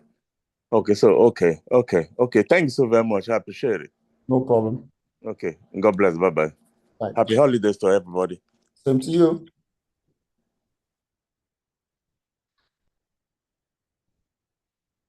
So thank you so much, sir. So let me just run through the chat box to know if we still have any question. Okay. Lawal Azan, well done, sir. Okay. Lawal Azan said, well done, sir. Lagos State need to look into vehicle license matter. When a car is not used, it also need to be charged. Comparing with other states, even Abuja, sir. Okay, I think that has been answered before. Yeah. Okay, that has been answered. Okay, Salami Yunusa Yinka, my director, sir, along with the mention of Lagos State beginning its own, okay, we have answered that too. Yes, we have. Okay, yeah, Shakir Logun, to where do I direct my complaint and issue to? Okay, is there any 797 or 911 or always No. So, when you say direct your complaints, you have to have been sent a violation for you to direct your complaint. So if you if you go to the chat box, I am typing in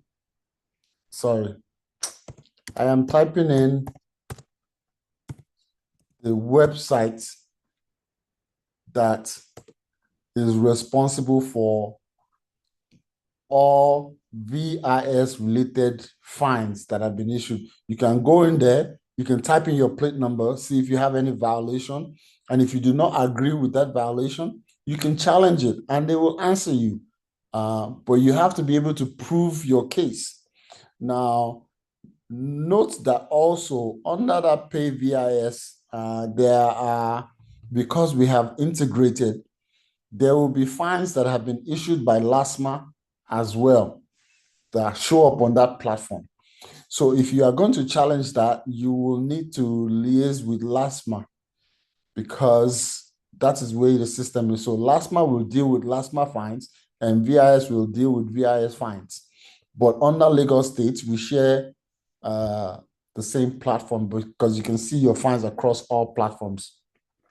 So payvis.ng, you can go to that site and put in your plate number and see, it'll tell you if you have any violations. And if you do and you don't agree, you can challenge it or you can pay your fine. It's just as simple as that.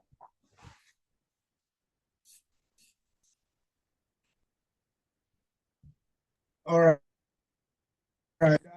And if you have any question, especially if you are booked, there is a place you can contest it and lodge your complaint to. Yes, so the Zoom user, the partisan from UST saying that about 80% of these vehicles are not roadworthy and dangerous, are deadly. How does the state allow this vehicle? So I don't know the vehicle he's trying to mention about. Is it commercial vehicle, sir, or private vehicle? He's probably talking about the commercial vehicles. And All right. like I mentioned before, we are working to eradicate a lot of them. But it is not a simple process as just saying on this platform. There are steps and procedures into trying to get downfalls or these rickety vehicles off the road. Like I said earlier, on a daily basis, we apprehend about 50. Now, to make the case even more significant, you will find that vehicles from other states come to Lagos State to come and work because of the population that we have and the viability of making more or better income with that cluster of people. So it's not an easy task. We will continue to endeavor. I mentioned that the Ministry of Transport is endeavoring on the bus reform project. And part of that project is to see how we can replace all these expired vehicles, I want to call them. Because a lot of them, they don't have parts for them anymore. They just keep recycling the same thing over and over again. But you need to be able to provide an avenue for them to replenish what they have in existence. So by assessing and reevaluating the criteria in which they operate and bringing them into unison, I think that will provide us a platform to at least get a majority of them off the road.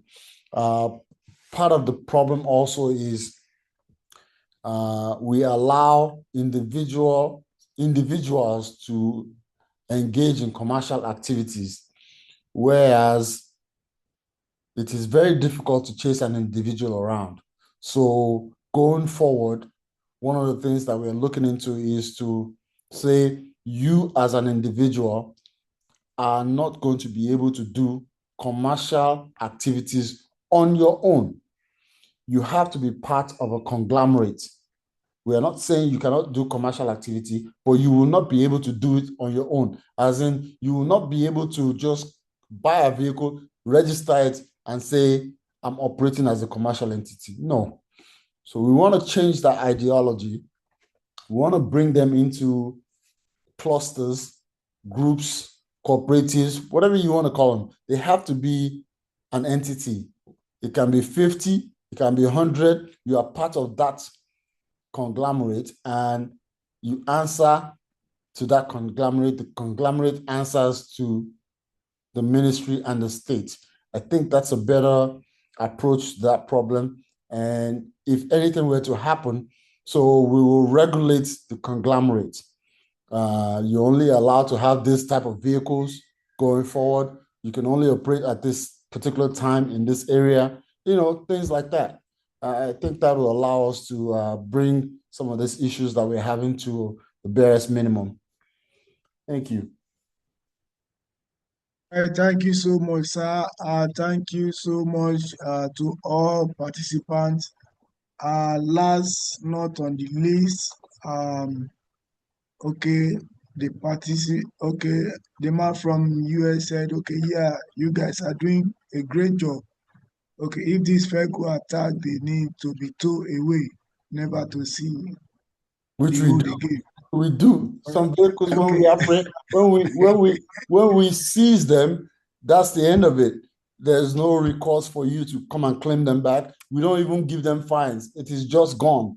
And then, you don't see them anymore. Okay.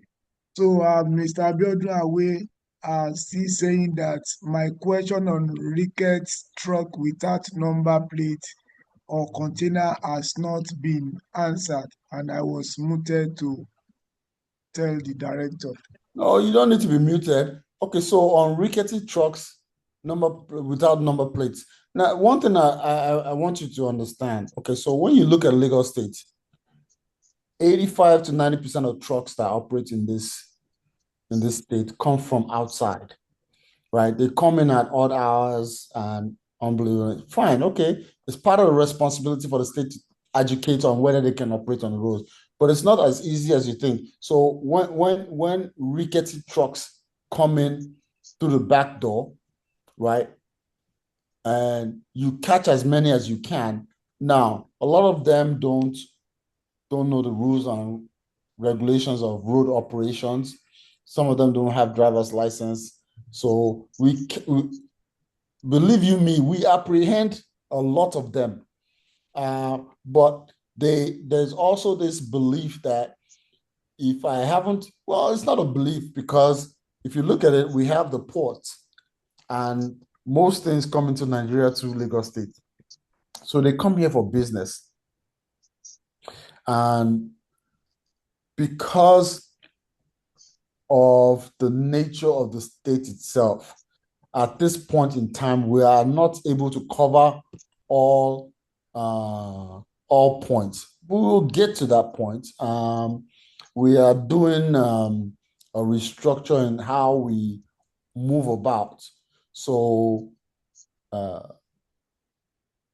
don't want to give out everything, but trust me, we are trying to reformulate or rejig the system where the chase of these rickety vehicles without plate numbers, without proper documentation, it will be to our advantage, where we spend less time chasing them around, but we actually attack and proceed from where the business that they want to come and get is waiting. So we will wait for them there. I think that's a better approach than trying to tackle them on the streets of Lagos, which can be dangerous. So it is not a good scenario sometimes, but I think that approach of going to where the business that they want to do is and preventing them or waiting for them there is a better systematic approach to that solution of the problem of rickety vehicles. I mean, if you know you cannot come here to come and load anything or come and carry anything, then you go back to where you're coming from, because you will not be able to do that business here. So that also takes into consideration the safety of our officers, like I said. So I'm not sure a lot of you are aware of some of the safety issues some of these officers go through.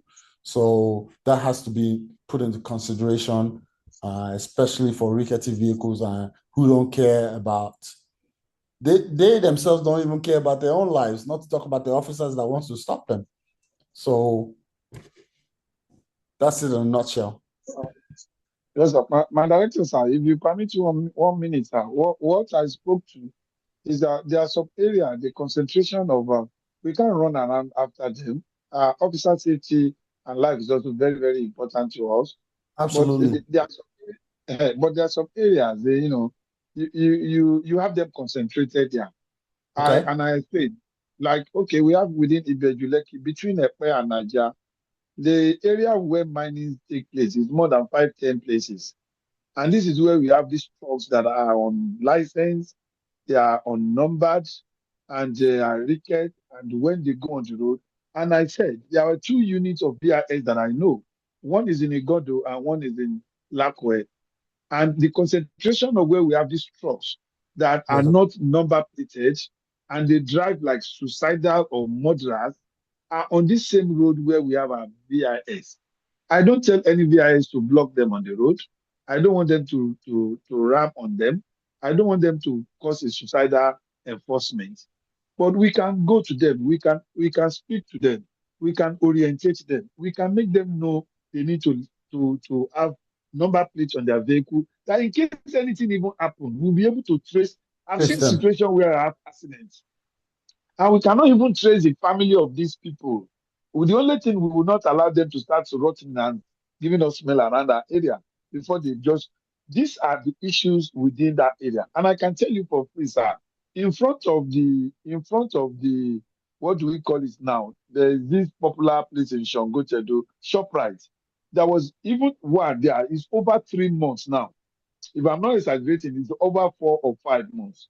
It's a trailer without number. He has the container on top of his head, and he went and slammed into the whole of the place. The container had been removed, but the trailer itself is on the road, parked there for over 4 months now, and it's still on that road like I'm talking tonight. I've not seen any agency that find it worthy that they have to remove a trailer that had an accident, block the whole road over the night, and 4 months on the run is still on the express road in front of ShopRite at Shongutedo. So I have it's noted, it's a big thing to speak to.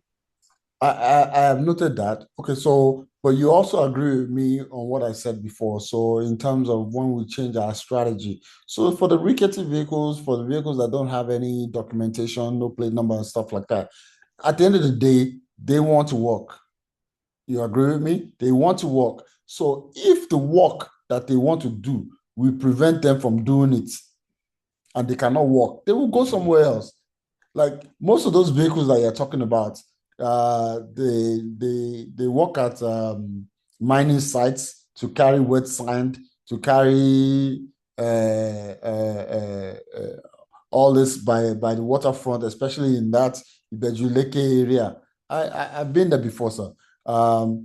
I think your points are valid, and we have been and we still are talking to them in terms of telling them to do the right thing. But I think at this point they have resorted to their own mind that it is not worth their time, and so in order to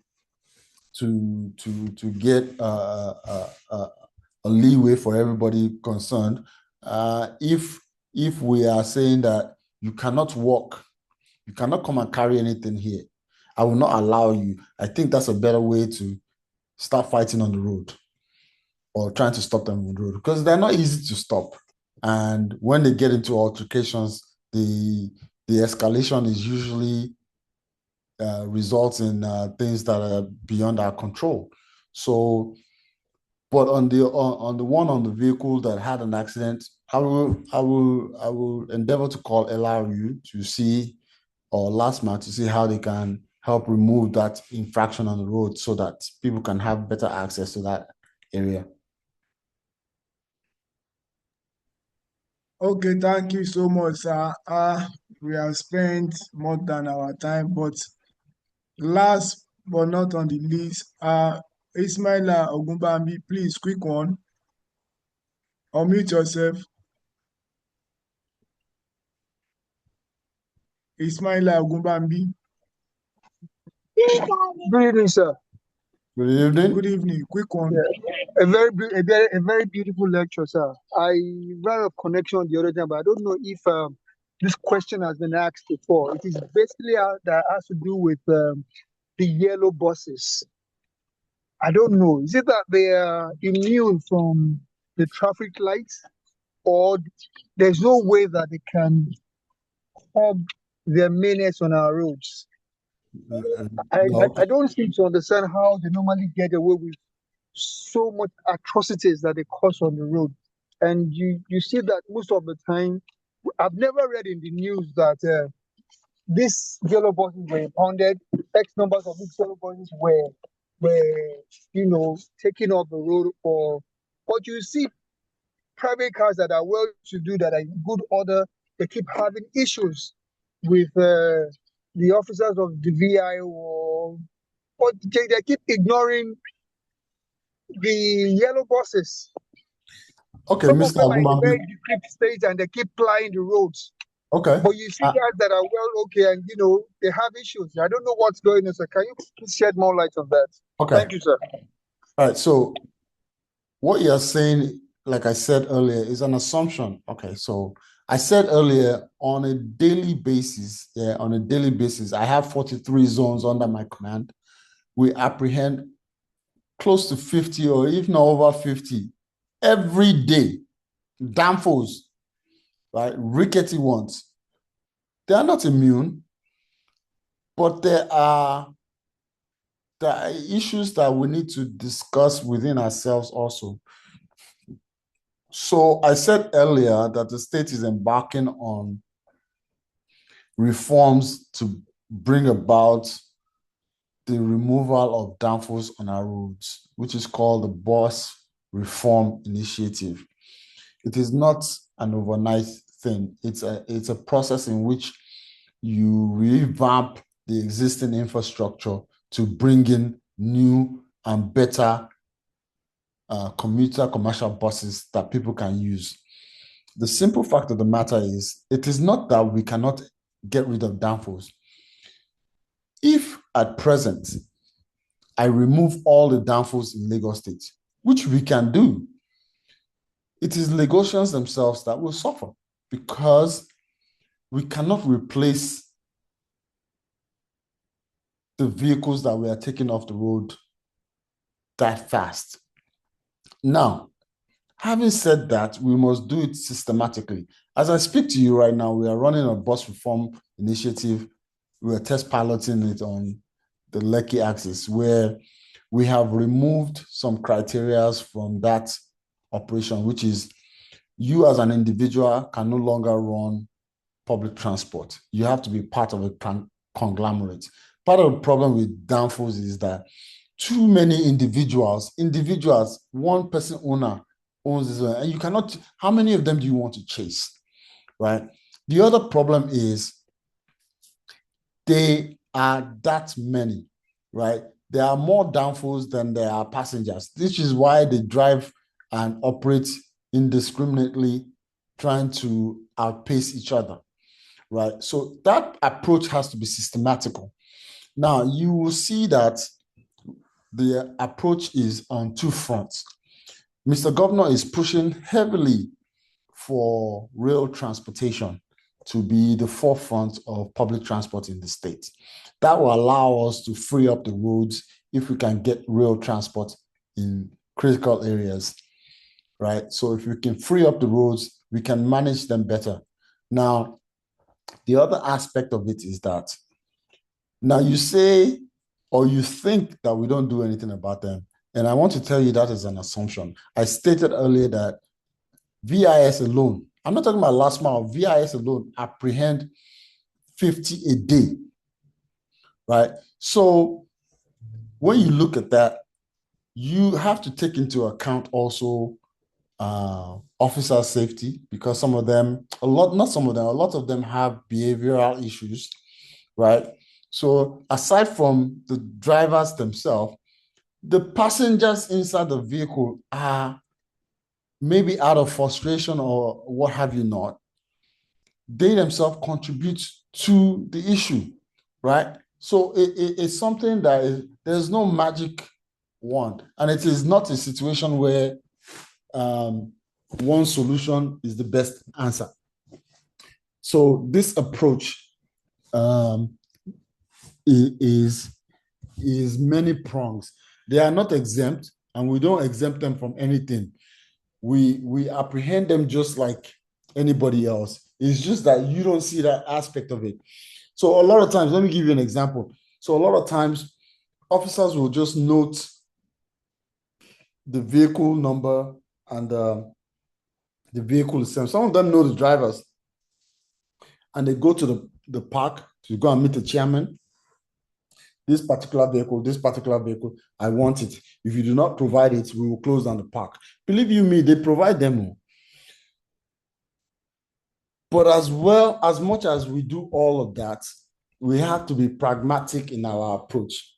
Yeah, we have to be pragmatic in our approach, in that you must have an alternative for the people and the vehicle owners themselves, the danfo drivers, to you don't want to chase them off the road to nothing, because you create more problems than you can solve, right? So you must manage the situation to a point where you can comfortably eradicate them from the road without much rich cost to the public.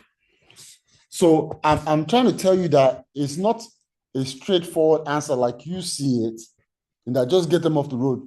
Get them off the road, yes, but there has to be tangible assets that are in place to relieve that stress of getting them off the road. Are you with me, sir?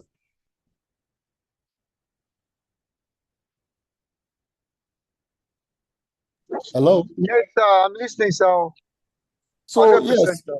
so what I want to say in a nutshell is the issue of danfo, the yellow buses, you will see improvements going forward in 2026. I think we've come to a point where that situation has been flogged many times, but we are ready with some partial solutions that will bring about at least some sanity in terms of how they operate going forward.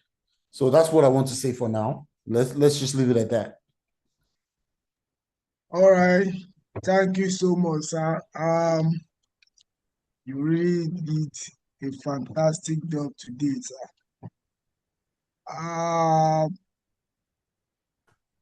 Please, this is our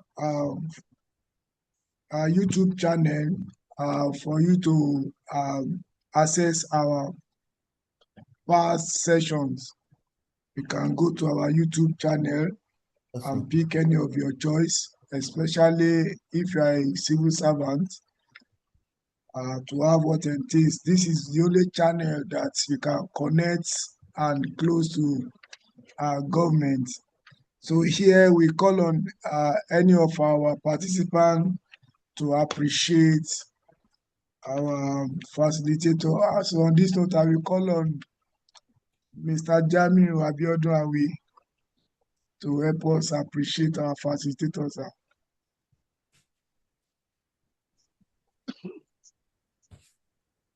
Good evening, Oloko, well done. Let me also, good evening, Mr. Jamiu. Let me use this opportunity before I before I appreciate our director to also congratulate you. I think this is the first program, public program you're having after your award. I actually joined you. So I want to also make a public congratulations to you on this feat. So having said that, I come back to our director. I actually had a private chat with you just to say thank you for your leadership. We appreciate you, and we appreciate the way you answer our questions, even while some of them had some diplomatic way to go. It's not everything you just speak like a bottle of milk. We do understand that, and we also understand the security and the safety part of our officers, while some information are also supposed to be as discreet as possible. We want to thank you for your time for this weekend and this season that we are giving all that you could do within the time frame. We spent almost 2.5 hours. We want to appreciate you so much, and also not appreciating as a public servant. We see today that the people within the diverse area, even those who are outside Nigeria, have actually joined us, and they've learned the past lesson on what PRS is all about.